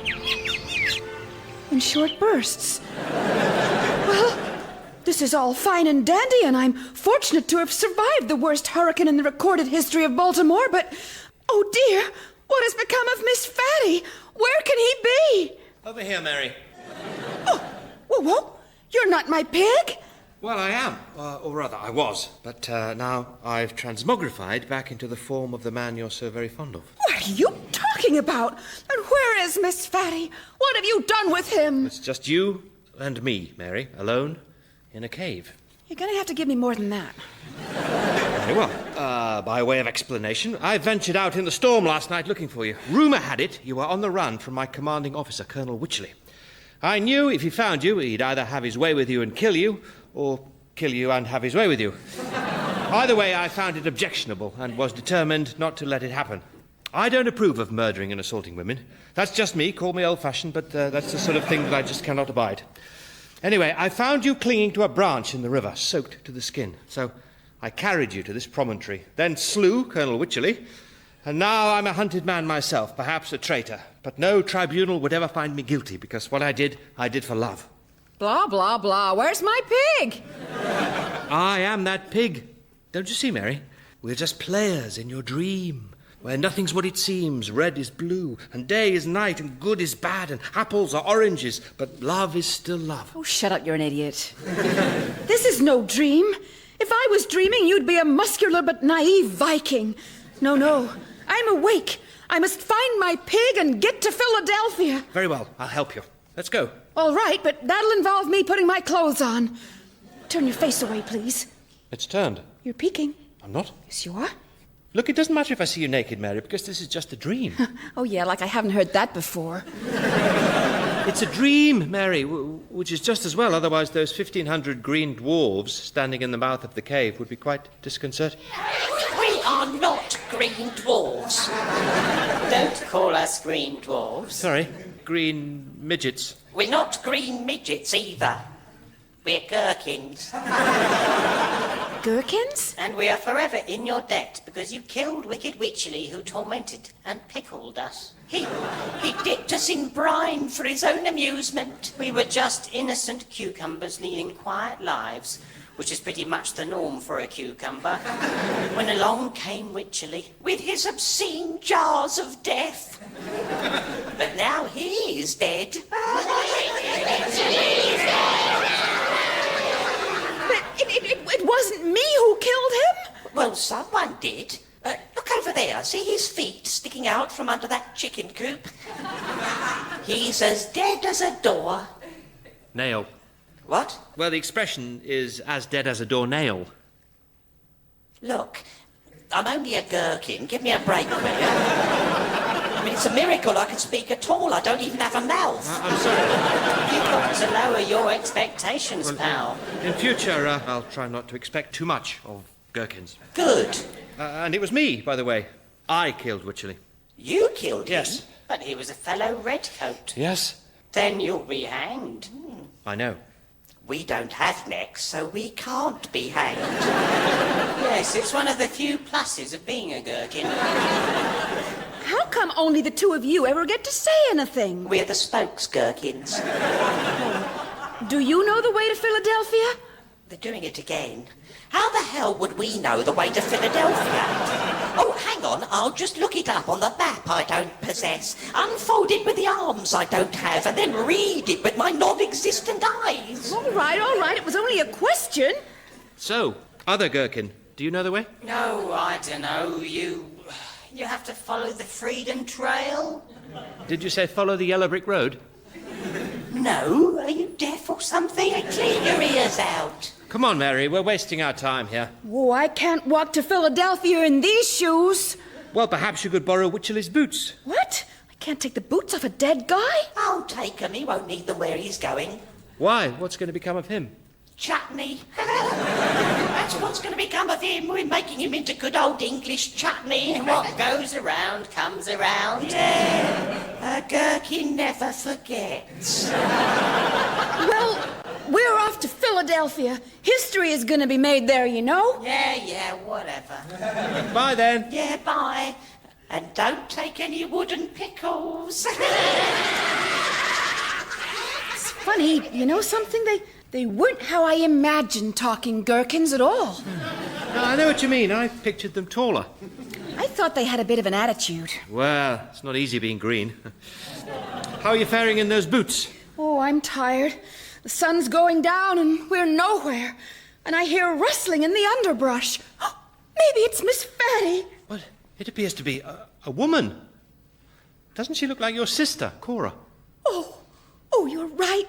She looks exactly like my sister, apart from the fact that she's wearing a frilly gown and a halo and is hovering 4 feet in the air. Again, I would argue indicative of a dream. Cora?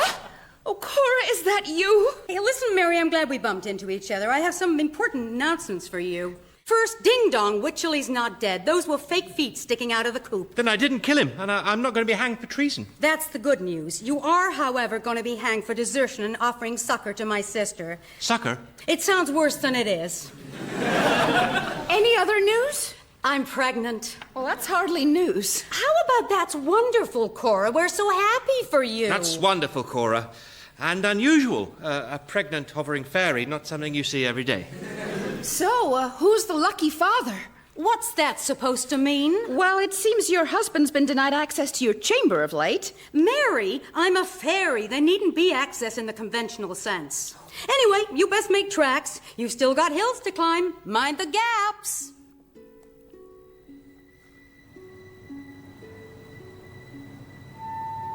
Oh, now I'm frightened, Walter.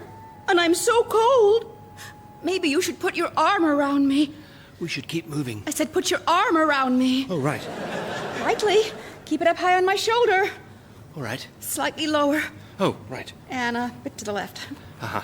Circular motion might be nice. Oh, it's cruel the way you keep toying with the poor sap. Who said that? I did, over here. My God, but you're a scarecrow. Yeah, I'm really scary. Boo, doesn't that give you the willies? Well, you look like someone I know. Well, it'd be hard for me to look like someone you don't know. And you're lippy like him, too. And you've got the same repulsive, whining, nasal voice. Are you chatting me up? His name's Sergeant McGurk, my father's shady business partner, currently on medical leave from the British Army. Is that so? The resemblance is uncanny. Oh, you know him as well, then? I'm his superior. You reckon? What? Nothing. I expect you're wondering where we're both headed. No, not really. Well, we're off to see the Congress, the wonderful Congress of Philadelphia. Why? Because of all the wonderful things it'll do. Oh, why don't you come with us, straw man? How? Well, you can walk, can't you? Don't ask me. This is her dream. I am not dreaming. Oh, face it, lady. You need to lay off the cheese at bedtime. Next thing you know, you'll be imagining Tin Men like that 7-foot-tall, kindly simpleton over there. Oh, why, yes, I see him now. Hello, Tin Man. Who said that? Oh, I did. Behind you.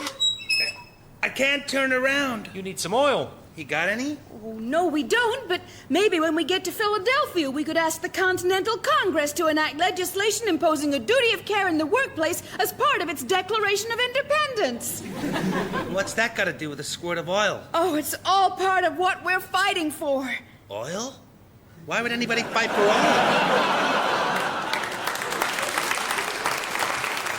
Oh, come with us, Tin Man. No, that'd only be an embarrassment to you. I don't have a brain, and someone with no brain isn't going to fit in a Congress.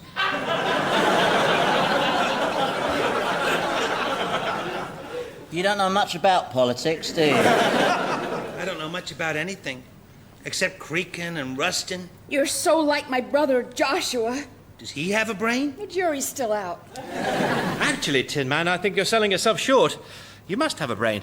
Because without a brain, how on earth would you be able to speak? You know, that's really not very helpful. If you keep pointing out these loopholes, we're going to be here all night. I mean, in dreams, anything can happen, can't it? I don't know, your ghoulies can turn into fruit bats and fly off into the jungle where they're devoured by winged panthers.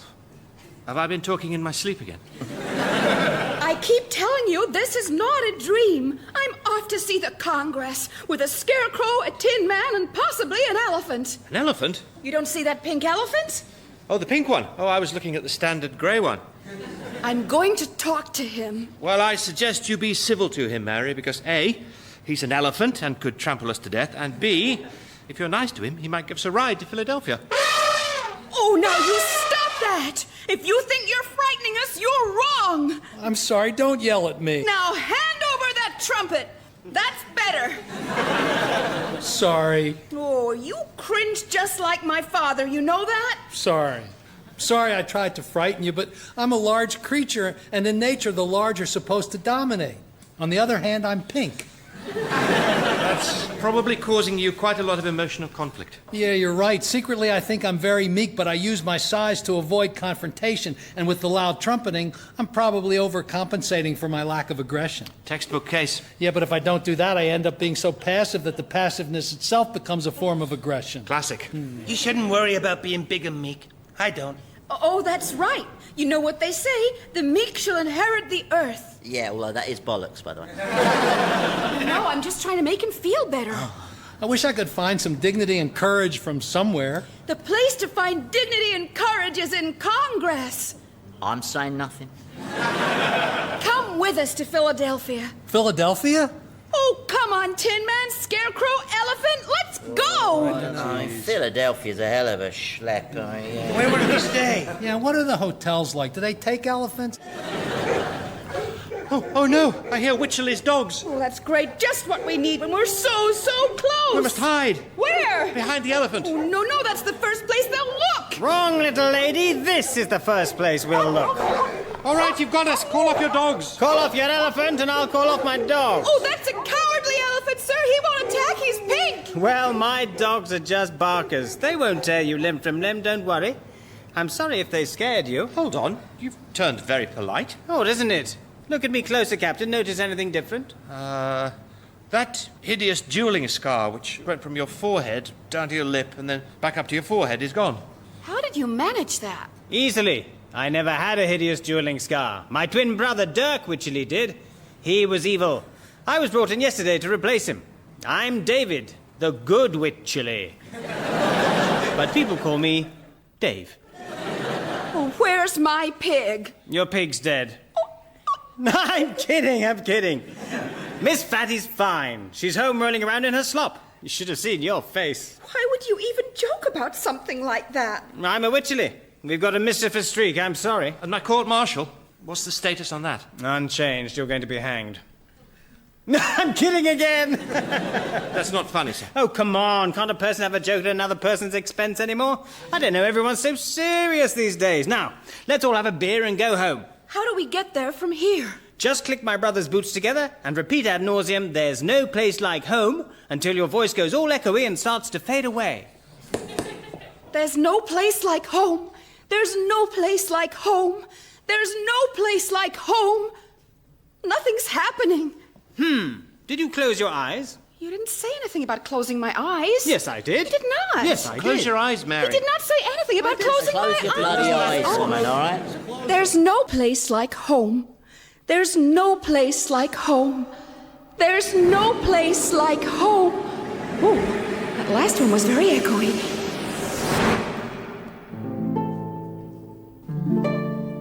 Mary? Mary?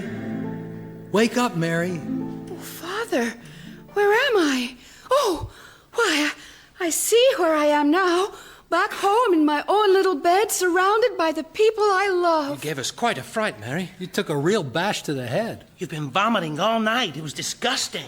Yeah, you might have brain damage. Sergeant, that's not very helpful. Well, I'm just injecting a note of realism. I mean, a tree fell on her, for God's sake. Statistically speaking... Quiet, Sergeant. I had this strange and wonderful dream. You were all in it. There were these little green talking condiments, and, oh, Cora, you were a fairy. A fairy? And Father was a pink elephant. An elephant. And Ezekiel, oh, you were a ridiculous insurance salesman. Oh, no. Really? And Joshua. Wait, I am an insurance salesman. Joshua, you... No, not a ridiculous one, of course. So what was Joshua, Mary? Oh, he was made of tin and had no brain. Tin Man with no brain? How neat is that? What was I? You were a pig. Oh, no. But a pig who metamorphosized into a handsome and gallant champion. But did he have no brain? I don't think so. A gallant champion, eh? What's metapopolis? Change. Oh, and gallant? Brave. Wow, she likes you. Oh, I like everybody, because everybody's wonderful. That's what I learned from my dream, that there's no place like home, and that people are basically good, and that trying to walk to Philadelphia is stupid. I learned all that from the magical land I visited, somewhere over the rainbow. Definitely some brain damage. Will you just shut up? Well, You're ruining the mood here, Oh, Miss Fatty, you're safe too. He saved your life, Mary. After that branch knocked you into the river, this little pig jumped into the raging waters and dragged you by the scruff of your neck to the safety of the riverbank in an act of extraordinary heroism. So maybe we won't butcher him this week. May I come in? Oh, why, it's mean old Colonel Wycherley. Not anymore. I come in peace. I've decided to try and get along with you, colonials. There's no reason we can't all live in harmony, until such time as we have to blow each other's heads off. So please accept this jar of pickles as a peace offering. God bless you, Colonel Wycherley. God bless you, Mary. God bless us all. God bless us, everyone. And Merry Christmas. It's May the 17th. Yes, but it's Christmas in our hearts. All right, I'm going to vomit now.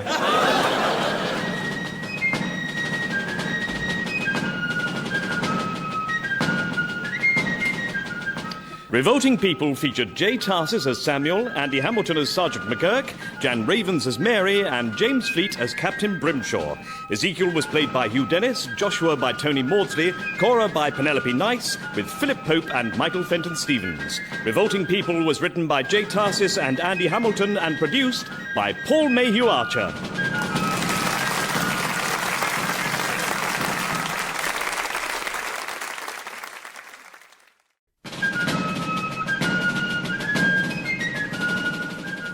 Revolting People by Andy Hamilton and Jay Tarses, with Jay Tarses, James Fleet, Hugh Dennis, Tony Maudsley, Philip Pope, and Andy Hamilton.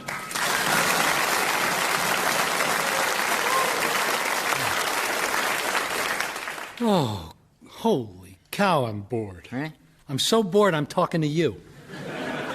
Even though I know it's only a matter of time before you say something disgusting that'll turn my stomach. What are you doing? Oh, I'm admiring my new false leg. 7 guineas that cost me. An impressive piece of craftsmanship, isn't it? Yeah, although I personally find the painted decorations a little gaudy. What's the matter? Don't you like cherubs? Oh, I like the cherubs. It's what they're doing to those nymphs I don't want. Relax. That's mythical obscenity. Yeah, you can only do that sort of stuff if you got wings. Believe me, I've tried, yeah. Broke both my thigh bones thanks to Mr. Newton and his damn gravity. Yeah. At least you tried. You're a pretty adventurous fellow, aren't you, McGurk? Oh, yes, these missing limbs didn't just disappear by themselves. Wish I had some adventure in me, but I was born a self-pitying dullard, which doesn't seem fair to me.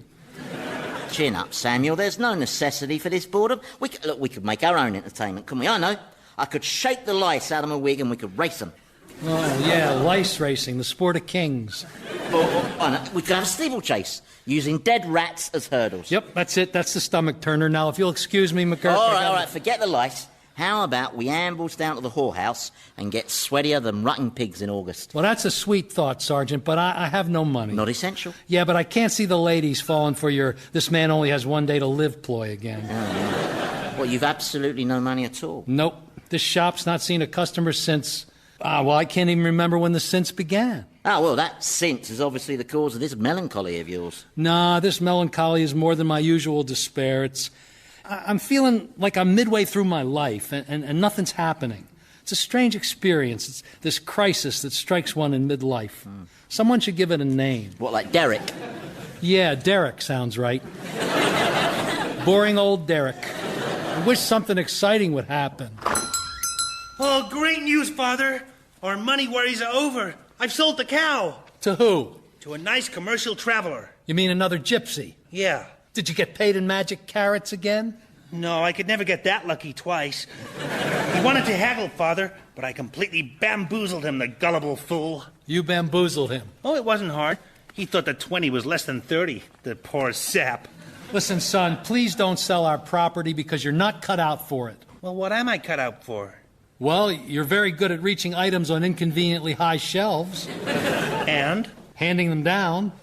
You're angry with me, aren't you? No, I'm not angry with you, son. God gave you a lovely nature and a good heart.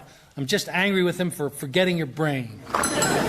Sergeant McGurk. Sir! Yet again I find you lolling indoors when you should have been out on patrol with the platoon. Explain yourself or I'll have you whipped. Well, whip me if you will, sir. I'll not care. You see, the reason I've not stirred from this place is that I am paralysed with melancholy emotion. And pray, what is the cause of this emotion? Well, you see, Captain, my dear old mum died. Oh, I'm so sorry, McGurk. Forgive me, I had no idea. No, of course not. Why should you? Such sad news. Was it peaceful? I believe so, yes. And when did she pass away? In 1734. I see, but that's 40 years ago.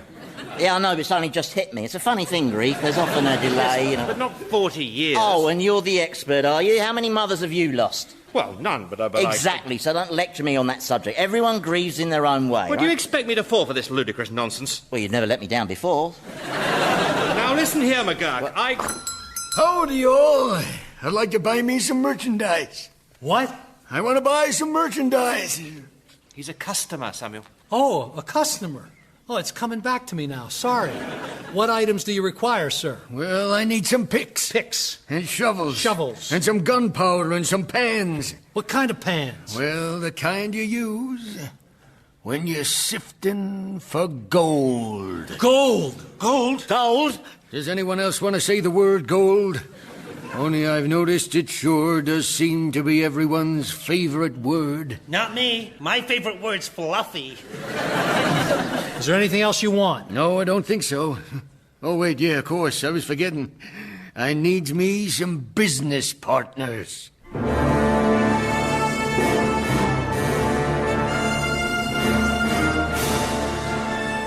Are all the doors locked? Yep. Good, because what I'm about to tell you, I wouldn't want to be interrupted. No, because that'd be rude. You're right.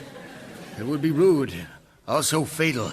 Because I'm about to tell you a secret that will bring us all untold riches. Well, I hope it doesn't include anything that might compromise my honour as a gentleman. Yeah, me neither. Now, the key to these untold riches is in my knapsack. It's... Who are those fat flying children on your legs, soldier? Cherubs. You'd need wings to do that kind of stuff, right? No, yeah. The girls are nymphs. Do you know what a nymph is? No. No, neither do I. I think they're like mermaids, only without the fish element. Well, they sure know how to enjoy themselves. Yeah. Let's see what that one's doing. Look. Excuse me. Excuse me. I don't mean to interrupt, but you were talking about the key to untold riches, which I thought had the makings of quite a good topic for conversation, or was that just me? Oh, yeah, sorry. Here it is. Wow. It's a picture of a square mountain line with funny markings on its body. It's a map, son. Oh. Oh, yeah, but it's not just any old map. No, sorry, Bob. This here's a map of the wilderness. See, in the top left-hand corner is a cross, and above it is written the word... Gold. Gold. Anyone else? Fluffy. May I just snatch that map from you for a moment, please, old-timer? Be my guest. Yep, that's the word gold, all right. 6 exclamation marks, Sam. Look, 6. That has to be a hell of a lot of gold. Oh, you betcha. I'm sorry, old-timer. I didn't catch your name. Well, he calls me Mad Pete. Who calls you Mad Pete? Those people who point and laugh. How do we know this is genuine? Now, where exactly did you come by this map? Deep in the darkest bit of the forest. That's good enough for me. Look, 6 exclamation marks. Wait a second. Count them, Sam. So 6. you're saying you just stumbled across this map? That's right, when I stumbled across the corpse. Corpse? Sorry, didn't I mention the corpse? I think we'd have remembered. No, I must be getting forgetful. Yes, sirree, this map was in the cold, clammy hands of Jake. Jake was a prospector, see? Just like myself, apart from being dead. And when you stumbled across Jake, could you see what he died from? Sure, his old heart had just given up. Couldn't take no more, I reckon. Are you certain there's gold at this location? Well, with respect, Captain, why else would someone write the word gold in big letters on a map? Well, perhaps a Mr. Gold lives there. Mr. Gold lives there in the middle of the wilderness? Look, who'd live there next to Dead Man's Gorge or Doom Plummet Ridge or Blood-Soaked Valley? Is it me or is there a bit of a theme developing here? Oh, that's just the map makers giving everything scarifying names so people don't head off there and find all the gold that's just lying around. See, what do you say? I need some manpower to get me this gold. We could divide it 5 ways. No, 4. Son. Oh, let me haggle with him, Father, please. I hate to be the bearer of bad news, but of course any gold we found would, in actual fact, be the property of His Majesty King George. Isn't that right, McGurk? Well, I'll tell you what, sir. Why don't we go find the gold first, and then we can have a discussion about who it belongs to. A discussion? Yes, probably on Doom Plummet Ridge. Now, Sergeant, there's no need... But come on, Captain. Once we found that gold, we could do whatever we wanted. You could marry your beloved Mary and live in a palace, and Samuel and Joshua could have palaces next door. Huge, shiny palaces like Versailles, only with toilets. Golden toilets with gold leaf toilet paper. Isn't that right, Sam? Sam? Oh, no, why are you chewing your lip like that? I don't know. As a general rule, I try not to enter into business partnerships with anyone whose name begins with the word mad. Well, and presumably that explains your phenomenal success in the business world, does it? Look, come on, Samuel. This is that excitement you were craving. You're right, goddammit. Into the wilderness it is. Well, we can't just disappear. What will we tell the women folk? We'll lie to them. They're women folk. That's what they're there for. What do we tell the army? All our mothers died. Stop worrying, Captain. Just think of the gold. Gold. Gold. Gold. Penguins. That's my second favorite word.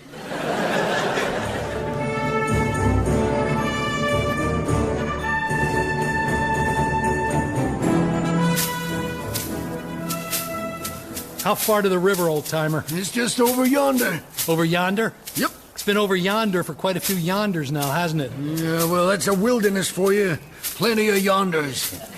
Well, this isn't my idea of the wilderness. Wilderness is vast open expanses of breathtaking grandeur. This is more smelly swamp than wilderness, with just a suggestion of hellhole. Yeah, will you stop whinging and help pull this damn canoe? Wait a second, I can't see my boy. He's behind us, bringing up the mule. Oh, yes. Joshua, stop carrying that mule. But he's tired, Father. He doesn't like all this undergrowth. It's prickly. So that's your son, huh? Yes. Yeah, I married my cousin, too.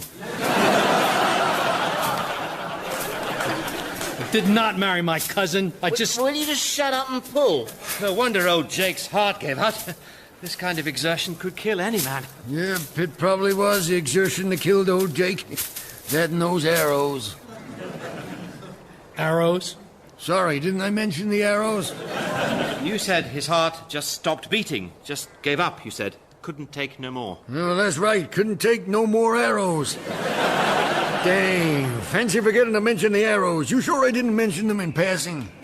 So you're saying he was shot by Indians? Well, it sure wasn't no cherubs. Hey, soldier! Hey, that's my windpipe you're squeezing there. Yeah, which tribe of Indians attacked him? Oh, I can't pronounce their Indian name. Lots of guttural sounds separated by the letter Q. But the locals call them the murdering scum. Well, they used to. Ain't no locals left no more. And this murdering scum tribe, which is a name I don't like, by the way, We're traveling towards their territory? No, we're not traveling toward their territory. Oh, we're traveling through their territory. I can't believe this didn't crop up in conversation before now. Yep, Mad Pete. The clue was in the name.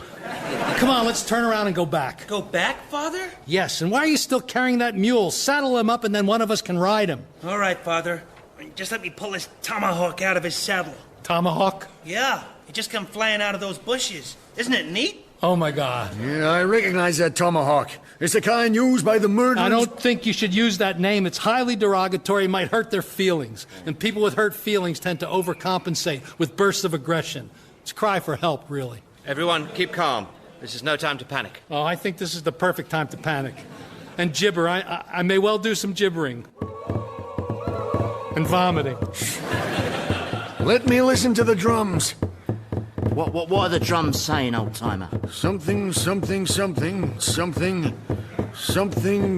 dead pale faces. So, it's a sentence that ends in dead pale faces. Well, that could be anything. I'd like to panic now, if that's all right with everybody else. Oh, Tush. Tush, aren't you forgetting we have a battle-hardened veteran in our midst?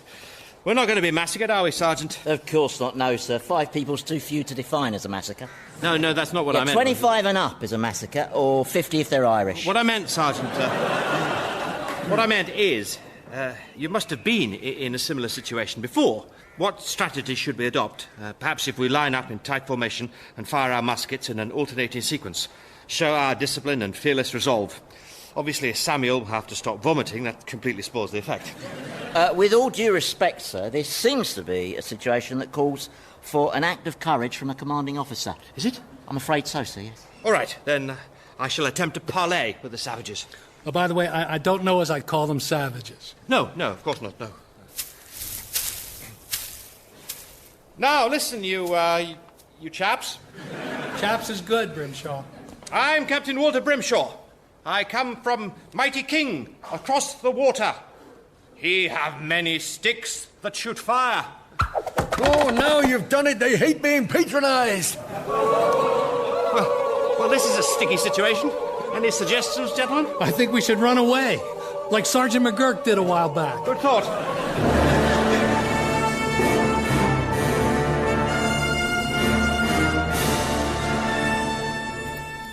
Keep that fire going, boys. As long as it's burning, we're safe.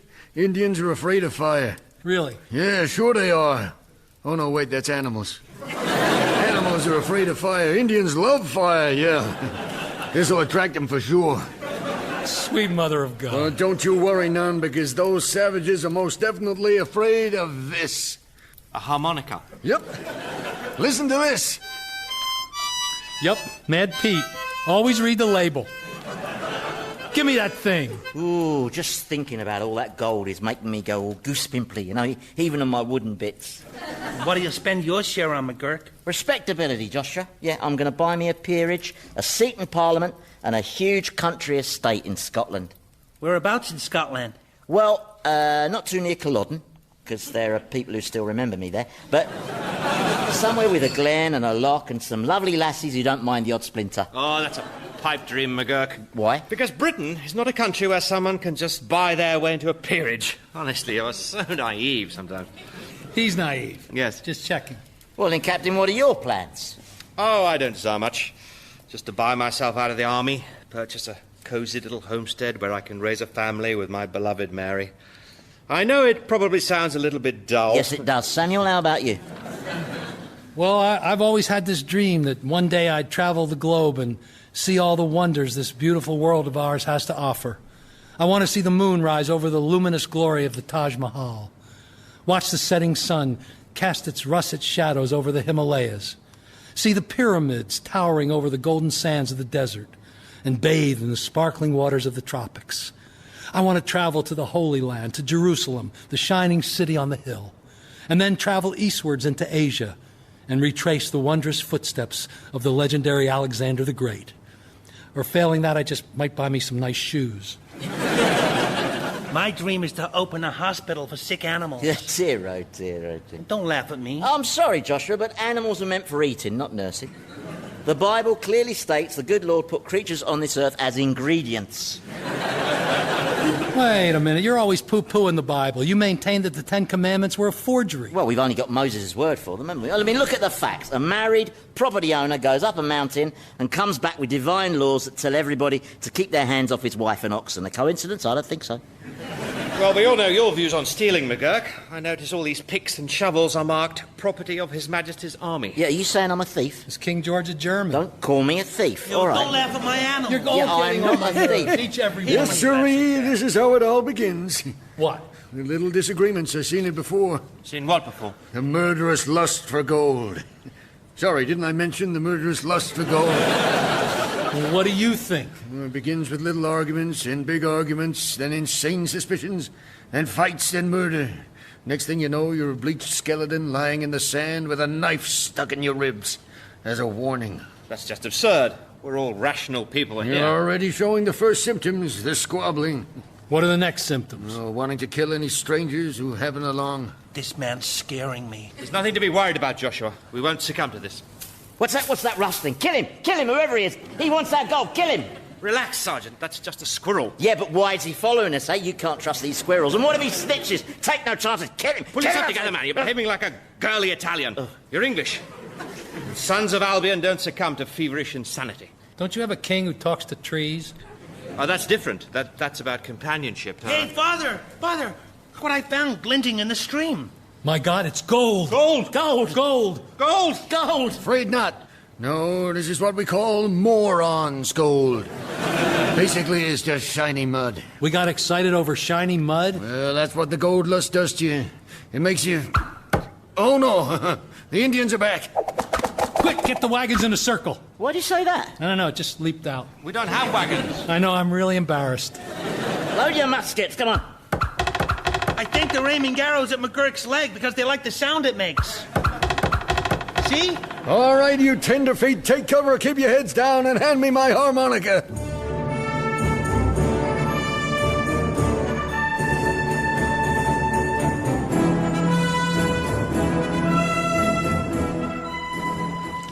Do you think they'll follow us up this river? No, Indians don't like water. What am I saying? That's cats. They have canoes at the boundary right behind us, I reckon. I enjoyed fighting them. They whoop when you throw them. They fought like tigers. Just kept coming. No, they seem to have lost their fear of the harmonica. So how far is our gold now? Which direction? Oh, we follow this river, then through those hills, and then just over yonder. Look, north, south, east, west. Those are proper directions. Yonder is not. Yonder is geography for idiots. Yeah, that's another symptom. Calling people idiots. Abusive insults. Listen, old-timer, we won't be victims of this gold lust nonsense, all right?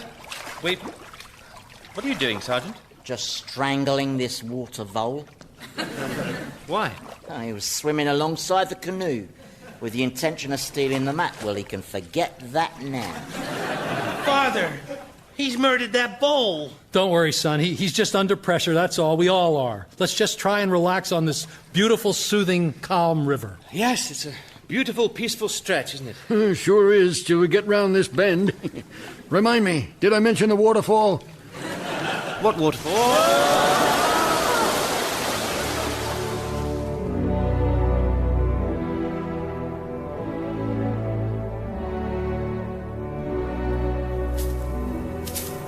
Are you sure I didn't mention that waterfall? No, you did not mention that waterfall, or the second waterfall, or the whirlpool, or the killer bees. Oh, the bees were fun. The way they completely covered McGurk was really interesting. Are you all right, McGurk? What do you care? Lucky you jumped in the water, Sergeant. That was quick thinking. Yeah, though Lord knows what those alligators were doing there. I think they must have been lost. Yeah, and I'm supposed to think all that was an accident, right? How does he get that froth in the corner of his mouth? I'm watching you people. I suppose you think I'm mad. Well, Don't get involved, son. You put those bees and alligators up to it so you can get my share of the gold. Well, maybe I'll get all your shares. For God's sake, man, get a grip. Show some self-control. You've gone berserk with your greed. Think, McGurk, think. I'm sorry, sir. I don't know what came over me. You're all right, Sergeant, now. We're there. What? Well, according to this map, we've arrived. You mean this is yonder? Yep. This is where the gold is. I'm rich. Rich beyond my wildest dreams. Rich, do you hear? Rich. Yeah, all right, Captain, calm Get away down. from me. You think I don't know what you've been planning? What's it to be, a bullet in my back?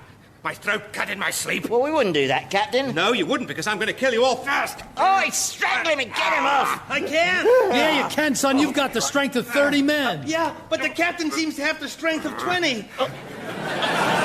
Wait, 20's more than 30, right? I'll kill you all. His eyes have disappeared up inside his head. The man's possessed. I'll go fetch help. Good idea. Fetch help? Where? This is the wilderness. There's no help. What about that hut? Hut? Wait a moment. There's a hut. There's a hut in the... Brimshaw, stop strangling people. There's a hut. A hut? In the middle of the wilderness, a hut. Another thing Pete forgot to mention. No, that's news to me, too. It's right slap bang where the cross is on the map. Hello there. Do you need assistance? Is this your hut? Yes, it is. Who are you? My name is Jeremiah. Jeremiah Gold. Mr. Gold. I'm saying nothing. Do you know someone called Jake? The prospector? Of course. In fact, he was due to visit me, but he never showed for some reason. He's dead. Oh, no. What from? An arrow-related heart failure. Oh, how terrible. We have his map. See? Why did he put 6 exclamation marks after the word gold? Why would he do that? Well, he was a pretty exclamatory kind of fellow. Gold! That's how he used to greet me, with a big, hail, and hearty shout. Yep, he was forever shouting, was old Crazy Jake. Crazy Jake? Yeah, that was his nickname. Don't tell me I forgot to mention that. Jeez, I need to see someone about this. You mean all this has been for nothing, all the way from Baltimore through the Indians and the waterfall? Waterfalls, plural. Oh, they were fun. And the killer bees. Yeah, they were fun, too. And the alligators. And the whirlpool. Who could forget the whirlpool? Boy, that was really whirly. Yes, it was extremely whirly. You scream like a girl. We all screamed, son. You were the only one going, wee! There was a strangling and the madness. And not to mention all those incessant yonders. They really got on my nerves. The whole thing's been a nightmare. Dear, oh dear. What? Well, seems like you all came the long way round. The long way round? Yes, well, if you've come from Baltimore, well, there's a nice paved road, see, over there by the trees. Only reckless thrill seekers still use the old, insanely hazardous wilderness route. A paved road? Why the hell wasn't that on Jake's map? Oh, I remember. Jake had an irrational fear of paving. It was all part of his craziness. Well, if you'll excuse me, gentlemen, I must get back inside the shop and attend to my customers. You mean that hut's a shop? Oh, yes, a 24-hour shop. I never close. I'd like to, but people keep parading in day and night. Well, you know what it's like. No, I don't. Father, can we have another go on the whirlpool? Can we? Can we go back and try it again? No, son, we're going home. Oh, please. No. I'll tidy my room. No, and stop carrying that mule. You're humiliating him. Well, I'll put him down if you let me go on the whirlpool again. Well, good day to you all, sirs. Baltimore is that way. Just follow the huge illuminated signs. I'll head back with Samuel and Joshua, Sergeant. Yes, sir. You follow on with the picks and shovels as soon as you've got all those arrows out of your leg and administered the punishment beating. The what? Sorry, didn't I mention the beating? You ain't gonna beat me, are you, soldier? Sure I am, with a feather. A feather? Yeah, I'm gonna... Oh, no, that's tickling. Beating's done with a rifle butt, like this one.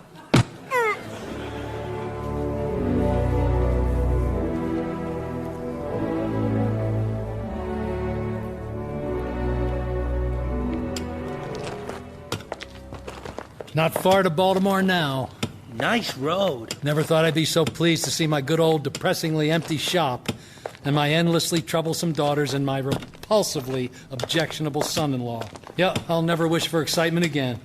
Are you all right, Sergeant? You haven't said anything stomach-turning for nearly 20 minutes now. Yeah, well, I'm having a bit of a midlife Derek. We're going to have some explaining to do when we get back to barracks, Sergeant.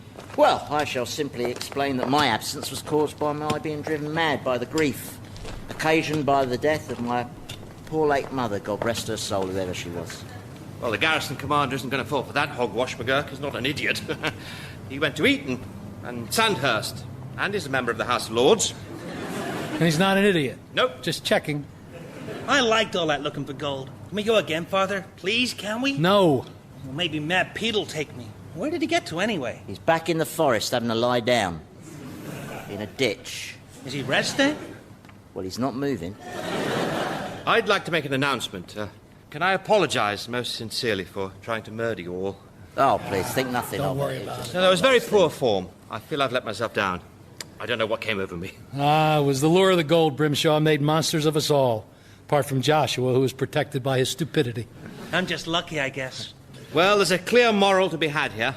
I suppose it's that real gold in life isn't some mineral we extract from the earth, but in the glow of companionship, friends and comrades. That's very true. Very, very true. And in the precious nuggets of time spent prospecting for love and understanding. Right. Yeah, whatever, yeah. And good. in the gleam of fellowship. Just shut it Quiet. now, all right. Mind you, we never actually did dig for the gold, did we? What?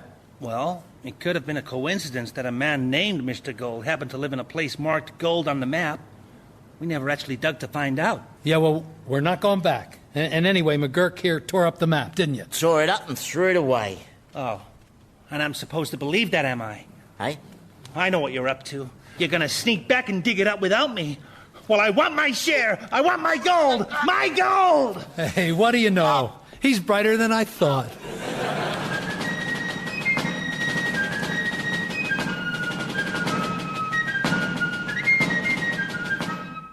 Revolting People featured Jay Tarses as Samuel, Andy Hamilton as Sergeant McGurk, James Fleet as Captain Brimshaw.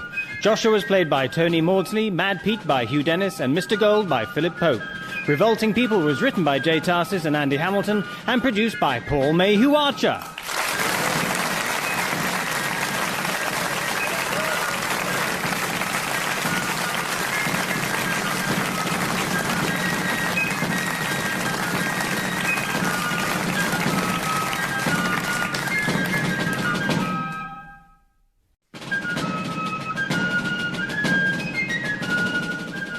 Revolting People by Andy Hamilton and Jay Tarses.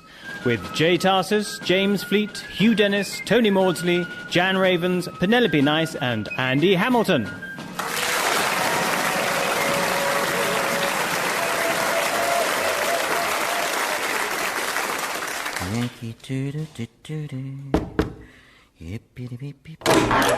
Hello? Oh, sorry, was that you knocking, Sam? Oh, I thought it was the Death Watch Beetle in a wooden leg. Because they do a similar rhythm, you know, yeah. Yeah, the leg's infested with all kinds of insects now. Mind you, it's not as bad as my vest. That's crawling with them. In fact, it's crawling across the floor right now. Oh, yeah, just look at it go, isn't it? It's funny, in a couple of 100 years' time, people will probably be disgusted by the idea of clothes swarming with lice, but myself, I think it gives them personality. I need a few words with you, McGurk. Of course, pull up a chair. My home is your home. No, my home is my home. Look, I can't help where the army billeted me, Sam. Cup of tea? No, I'm not going to make you a cup of tea. Oh, all right, then. So, how you doing, Roy? Good, Sam, good. Mighty good. Thanks for asking, yeah. The room looks real nice. Well, I do take pride in my boudoir. See, you've done a little bit of painting. Oh, what, you like the little faux Watteau tableau that I've done over the bed then, yeah? Yeah, with the bluebirds and the ribbons and the fat little dancing ballerina. Yeah, it's restful on the eye, isn't it? Yeah. Do you like what I've done with the ceiling? Yeah, an interesting fresco. Yeah, modelled on Michelangelo, obviously. Yeah, that'd be God, right? Yeah, why? Well, it's just not quite how I pictured God looking. Well, how did you picture God looking? Well, a little less like you. Maybe with 2 legs. Yeah, well, an artist has to have freedom to interpret, Yeah. Sam, you know. Now, all those women surrounding God in the white robes, they'd be virgins, right? Well, for now, yeah. I'll tell you what, I'm so pleased with the way the gates of heaven worked out, you know, with the admission price over the door there. That's really good. Look, Roy, I'm afraid I'm going to have to ask you and Captain Brimshaw to leave. Leave? Yes.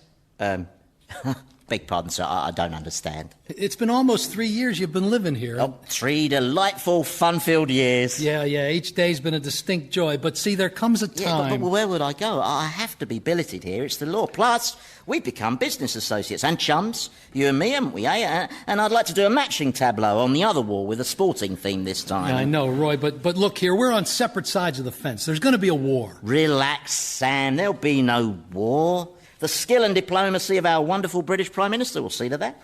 The Prime Minister? Lord North. Most great men have towns named after them, but him, he's got a whole geographical direction. Yeah. He'll avert war, don't you worry. Anyway, we English don't want to fight you Americans. No? No, we want to fight the French. Yeah, much more fun. They make this hilarious girly squealing sound when you shoot them. So, oh! Yeah, but the Americans are ablaze with anger. They're so angry that they've banned the drinking of tea, which, let's face it, is always a prelude to war. Yeah, I know, but... And more loyalist sympathizers are being tarred and feathered, which is not nice. No, though visually quite comic. And in New Hampshire, rebel militiamen have raided English forts to seize gunpowder and weapons. I know, the cheeky monkeys. And General George Washington is assembling an army of heavily armed green jackets. Yeah. And in Austria, Wolfgang Amadeus Mozart has just written his Mass in F major. Why do you mention that? Well, just to put it all in a global context. All right. Listen, these rebels, they're always banging on about their war. Yeah, well, now it's actually going to happen. When? Tuesday. Tuesday? Or Wednesday if wet. The whole thing might have to be moved indoors. But see, that's not the point. The point is I've got to take a stand. I've decided I believe in liberty. And you and Captain Brimshaw are soldiers of a guy who doesn't. So if you stay here, well, I'll eventually have to shoot you, and I don't want to do that. Knock, knock. Morning, gents. How are we all? Sam's going to shoot us. What? Why on earth would he do that? I just want you out of my house so that it doesn't come to that. 3 years of camaraderie flushed down the toilet of rejection. Oh, but we've got murals yet to paint and other forms of spruces up we've been meaning to get round to rendering and grouting, all of which will, incidentally, greatly add to your resale value. He's worried that the colonials are about to throw off their yoke of tyranny. Oh, they're always saying that. Yeah, it says the war's booked for Tuesday. Wednesday at the latest. But I don't want to live at the barracks among those filthy Hessians. Look at the lovely way the sun streams through the windows here. What a tonic at the end of a working day to come home to this, rather than belching Germans. Look, this is not easy for me, believe me. All right, here's another argument. You're going to be my father-in-law. Oh, you can't marry Mary. But I have every intention of marrying Mary. It's Mary who's chary about marrying me. And with good reason. You're hopelessly ill-suited. You'd be the worst matched couple since Punch and Judy. Punch and Judy. I love that show. I mean, you're oil and water. You're great family entertainment. I mean, the bit where he kills his wife, throws his baby out the window, and then beats the policeman to death. I mean, they just don't write them like that anymore, do they? Do you mind? Well, it bothers me a bit that kind of piece is No, I disappearing. mean, do you mind that I'm trying to tell Brimshaw something important? I know what you're trying to tell me, and I'm not listening. No, the plain fact is, Brimshaw, you and Mary are incompatible. She's a Republican and you're a loyalist. She's a revolutionary and you're a conservative. She's passionate and exciting and you're English. Let me just say one more thing before you go and throw us out into the street. We'll pay you. It's not about money. £5 a week. I told you it's not about money, although if it was about money, it'd be about a lot more money than that. No, it's the eve of war. Will we spend the mornings trying to blow each other's heads off and then sit down to dinner together? The conversation would probably be a bit stilted. Yeah, especially if some of us are dead. So it's Monday then. You have to find somewhere else to live. £10 a week. No. I'll throw in a floor mosaic. Scenes from hell with popes being roasted on spits. No, I said no.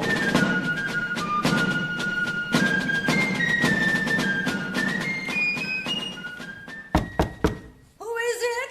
It is I, Cora, your husband Ezekiel, returning to your bedchamber, like the warrior Hannibal re-entering the gates of Carthage after his epic struggle across the Alps. You're early. Throw open your doors, my dearest. In a minute, I'm having a baby. Another one? That'll make number 5. 6, actually. Oh. I must have been gone longer than I thought. Oh, wonder of wonders, I'm a father again. I must come in. Oh, look at him. He's excellent. Just born this instant. Oh, it seems to be getting easier. She's one heck of a woman, this gal. Yes, she is. She's one... Just out of curiosity, who are you? Midwife. Rather deep voice for a midwife. Well, let's not get locked into stereotypes. It's almost the 19th century. I know you, don't I? You remember Abraham Smith, don't you, my sweet? You mean the brigand? The leader of the rebel troops, the man rumored to be the father of my first child? Well, this isn't him. This is his brother, Stan. The midwife. Stan's been kind enough to assist me in the birthing of our last 3 or 4 children. And this little lady's come through with flying colors. I can't help but notice one of those colors is ginger. The color of all my children's hair, including this brand new one and, coincidentally, yours, sir. Yeah, that is weird. Though it's quite common for babies to end up resembling their midwives, or is it their pets? And maybe that's people, not babies. Anyway, I'm not really I think you'd better take your leave, sir. Of course. I might just pop back later to coach your wife on pelvic floor exercise. Go! Cora. I like your hat. Is it new? I like the plume. A lot of people couldn't carry off a hat like that, but you... Never mind the hat, Cora. I want to discuss this latest addition to our burgeoning family. Isn't he lovely? He's got your elbows. We must think of a name. Why don't we just call him Red?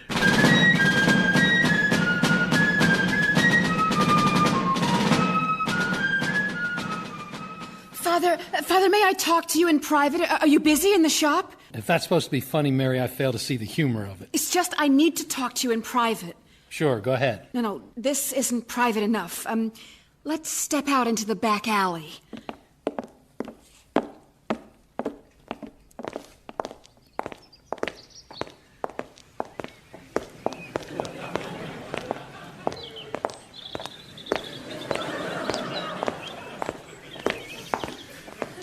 How's this? Outside, in the fresh air, with the sound of birds. Seems quite similar. Well, it isn't. It's the back alley. Those footsteps you heard, they were ours, crossing into the back alley. Oh, right, yeah. Well, I'm not sure I like it back here, and I'm worried about leaving the shop unattended. Can we go back inside? As you wish.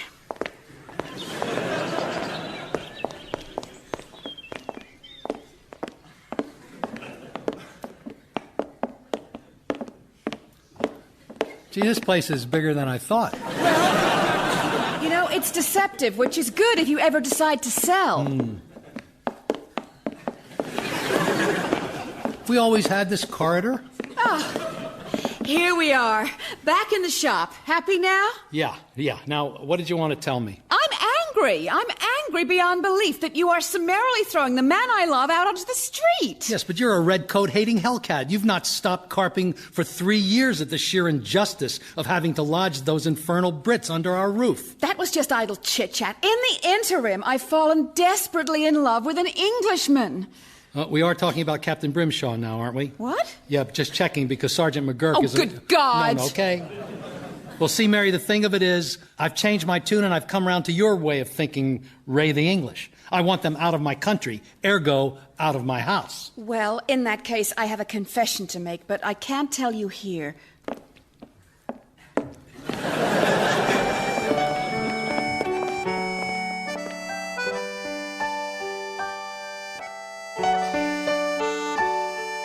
And just out of curiosity, how often is that Stan Smith character here when I'm out of town? A better question might be why you're out of town so often. I think, and this is just me talking, that we're a family in crisis. Oh dear, I feel a woozy swoon coming on. No, you don't. Isn't it time we were honest with one another, Cora? You don't find me very attractive, do you? Honestly? Honesty is what this exercise is all about. I find you repulsive. Right. Well, that's pretty honest. Good. Thank you. And being equally honest, frankly, I married you for money. Imagine my chagrin when I discovered there was no dowry to be had. Well, thank you for your honesty as well. And just as you did, I found solace in the arms of other women. I was never with another woman. No, I mean as you found solace with other men. Man, singular, and woman, one, maybe two, since we're being honest. All right. And to be more honest, I've been living for months at a time with Widow Hopkins in Montgomery County. Stan Smith slept here for an entire year. I have 3 children of my own from a previous liaison with a slave girl. My mother is a lesbian. My father was an octoroon. I have been spying on the British and working underground with the rebels. I've been leading a band of saboteurs under cover of darkness, reporting to General Washington. I find you very exciting at this moment. Oh, I think you're wonderful. If you hadn't just had another man's baby, I'd be tempted to ravage you. Now you're disgusting. In a whole new way. I like it. These startling revelations are exciting. Keep them coming. More. More? Yes, I've always found your shepherd's pie rather bland. Oh, God, yes! Yes, and some of your clothes have an unappealing camphor smell. Oh, yes, you tiger! Yes. Oh!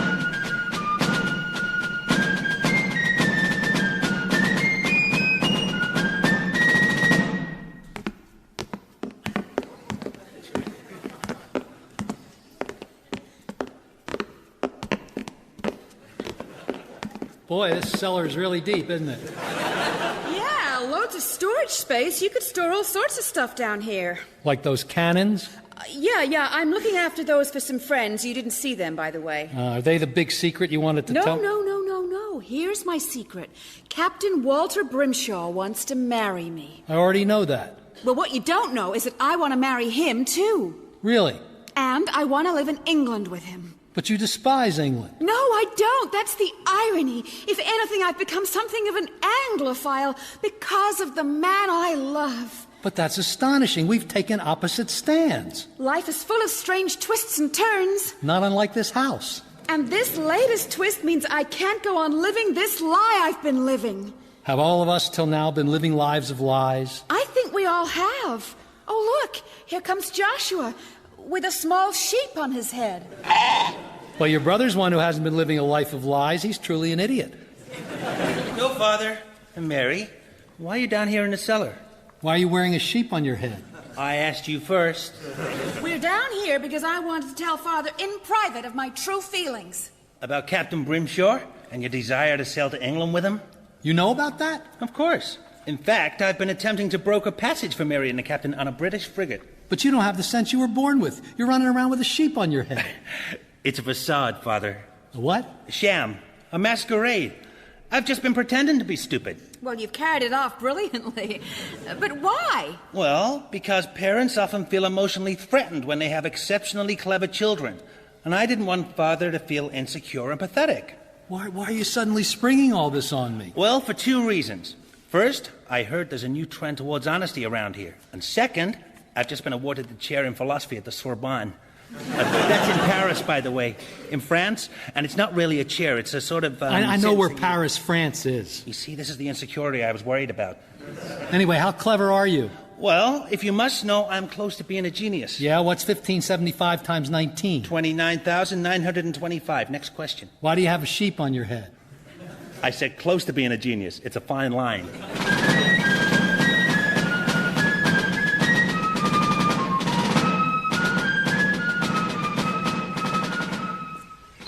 I'm not sure this is advisable. It'll be fine. This is the home of Samuel's ex-wife and her lady, her girl, the woman that...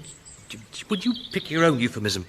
Last time we met, there was a lot of bad feeling. Listen, it'll be fine. Leave it with me. Yes, what is it? Good morning, madam. You remember me, don't you? Yes, I do.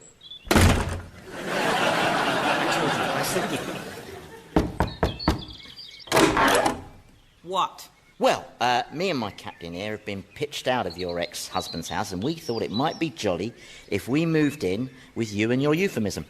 You know, I think I had her right up until the end there, didn't you? Yes, she was putty in your hands. Come on, let's go. No. For pity's sake. We'd only take up the entire top floor. We do our share of the cooking and the chores, and we wouldn't say a word about your alternate lifestyle. Who's at the door, Elizabeth? It's that disgusting red-coated vermin who Samuel's been billeting. You're going to let her talk that way about you, Captain? That's a bit... I knew this was a bad idea, Sergeant. Let's just move into the barracks and forget about it. No. Wait a minute. Come inside, we'll discuss this. Agnes, have you gone berserk? Let them in, Elizabeth. We all can see who wears the pants in this house. Have a seat, Captain. McGurk, you stand. We don't want little crawly things getting into the upholstery. Yeah, but I loofed myself only a fortnight ago. Just stand off to the side, Yeah, Sergeant. by law, you are supposed to provide handicapped seating. Sergeant. Please, miss, go on. Agnes, what are you up to? You gentlemen realise that a full-blown war is minutes away, don't you? Tuesday, rumour has it. In times like these, it may be most sensible if we act upon our instincts. Agnes, this is a mistake. No, it isn't. Yes, it is. It is not. It oh, is boy, too. catfight! Let's lay our cards on the table, boys. We're not who you think we are, and you aren't who you think you are. hold on. I find that confusing. We're not a same-sex couple. We're mother and daughter. You can have the mum, Captain. Sergeant. Agnes is my daughter from a previous marriage. How many times have you been married, madam? Before Samuel, once. To Agnes's father, one Benjamin Smith, who, in addition to fathering my daughter Agnes, gave me 2 sons, Abraham and Stan.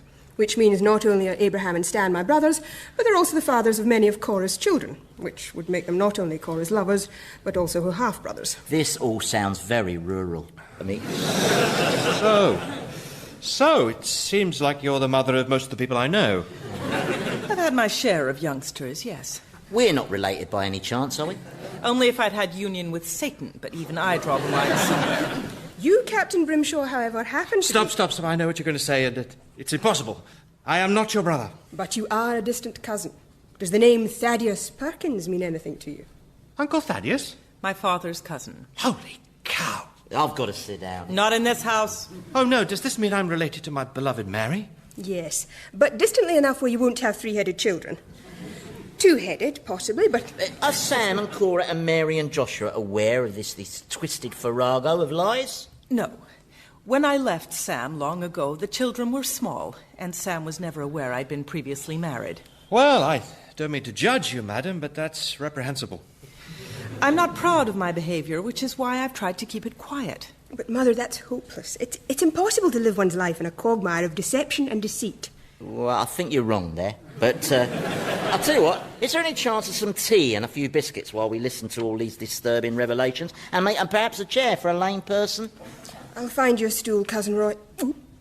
No. Impossible. Cousin? Sorry, Mum. Oh, what's the difference? There's nary a bag with a cat left in it. Oh, I don't understand anything anymore. I'd rather not go into detail on the serpentine way our bloodlines intermingle, save for 3 words: Scotland, orgy, and drunk. Oh, this is a bizarre and perverted, yet strangely titillating, as it often is when loins are involved. I don't know, all these secrets and bombshells, there's just too much information to take in. I know what you mean. Let's go back to the beginning and go through it all again.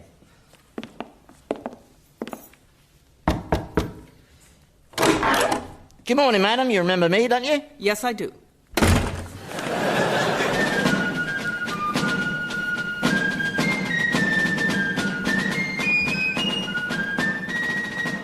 Good morning, Sam. Morning. Greetings, Sergeant. And you, Captain Brimshaw? Good day, Joshua. Oh, and doesn't everyone seem to be jolly on the street this fine Monday morning, eh? Yes, Baltimore's chock-a-block with people on their way to market or to the harbour or just out for a stroll. And the air is so fresh and clear and hopeful. And at my lofty height, slightly thinner, with just a suggestion of cumulonimbus. Good joke, Joshua.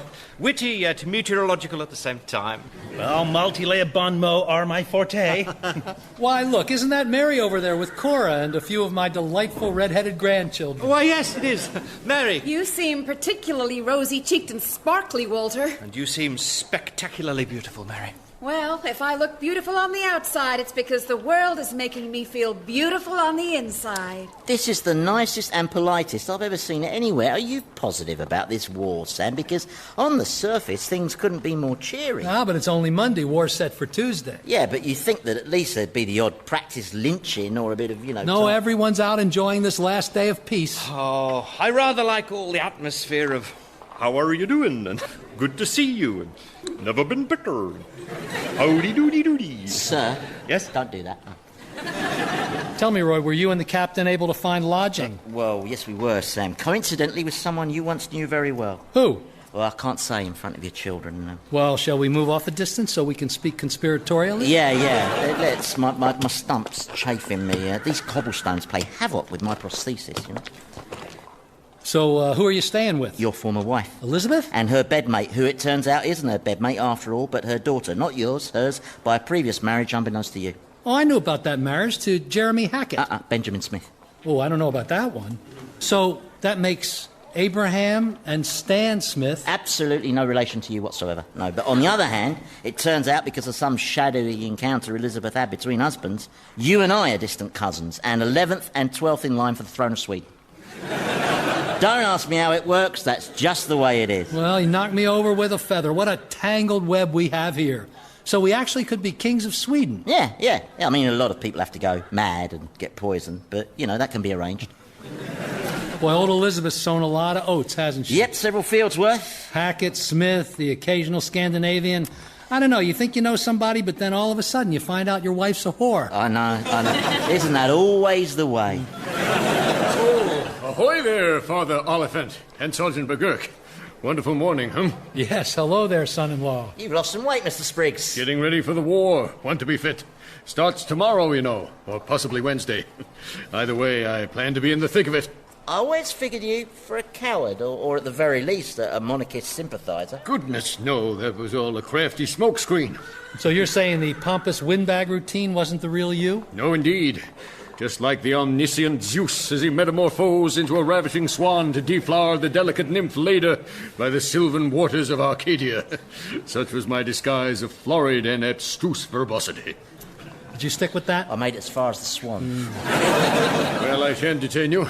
I must go chat with my beloved Cora. Toodaloo! Oh, don't turn your back on me tomorrow, Sergeant. I'll be gunning for you. Not if I stab you first, Mr. Spriggs. So long, loser! Bye-bye, nutter. Well, I must be on my way. Yeah, actually, I've got one more secret. What? I'm retiring from the army. I'm sitting this war out. But why? You'll miss out on all that blood and gore and mayhem. You just love that stuff. Yeah, I know, but it's all these injuries, the eye, the arm, the neck, the leg, the thigh, the nose, the buttocks. You were wounded in the buttocks? Sat on a lobster. Where? Restaurant. So tell your comrades, if they see me on the street, don't shoot, OK? I'm not a soldier anymore, I'm a painter, actually. I've been commissioned to do a big faux mural on my new bedroom wall by none other than Agnes, the faux lesbian. Congratulations, McGurk. Yes, you can buy me a drink. I didn't say that. Oh, look, a tavern. What a coincidence. It's a bit early for me. Come on, let's make the most of this hostelry. Tomorrow it'll be blown to smithereens. Oh, all right, but just the one.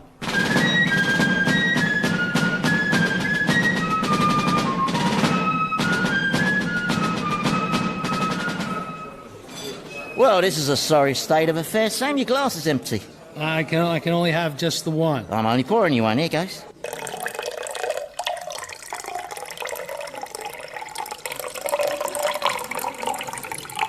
That's a tall glass, isn't it? It's deceptively big. It's like my house. You know, I've got alleys. I got a back alley. I got a side alley. There. I'm not drunk. I know that. I bloody love you son of a bitch. Wow, what's not to love, eh? I mean, your family. It is going to be lovely ruling Sweden with you. Sweden's cold, isn't it? Well, we'll divide it up. You can rule the warm part. Oh, that is so damn sweet of you. What do you figure Sweden's like? Well, I've heard it's like Scotland, only blonder. How are we going to get there? It's far away, isn't it? Well, I could probably pay for our passage. I've managed to put a little bit by over the past few years. Really? How much? £37,000. Ooh, that's a lot of money, especially for the 18th century. I know. How'd you manage to get £37,000? I've got a good accountant. It's funny, there's you prudently saving £37,000, and yet I've done nothing but lose money these past few years, A lot of my valuables have gone missing. My livestock's all disappeared in puzzling circumstances. Yeah. Cash boxes have walked. I know, our fortunes have contrasted starkly, haven't they? Yeah. Yeah, but you know what? I'm pleased for you. You deserve everything you've got. Did I mention I love you? Yeah. Listen, Sam, there's one more secret I feel I should tell you. You see, a lot of the money I've got off you with clever scams. Well, I say clever scams, but actually they didn't have to be that clever because you're not very bright. Anyway, I feel I can tell you all this now, and the reason I feel I can tell you this is that you fell asleep about 30 seconds ago.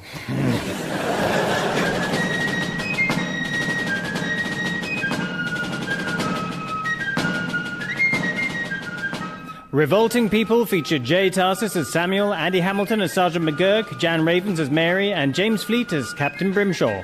Ezekiel was played by Hugh Dennis, Joshua by Tony Maudsley, and Cora by Penelope Nice, with Rebecca Front as Elizabeth, Selina Griffiths as Agnes, and Philip Pope as Stan. Revolting People was written by Jay Tarses and Andy Hamilton, and produced by Paul Mayhew-Archer.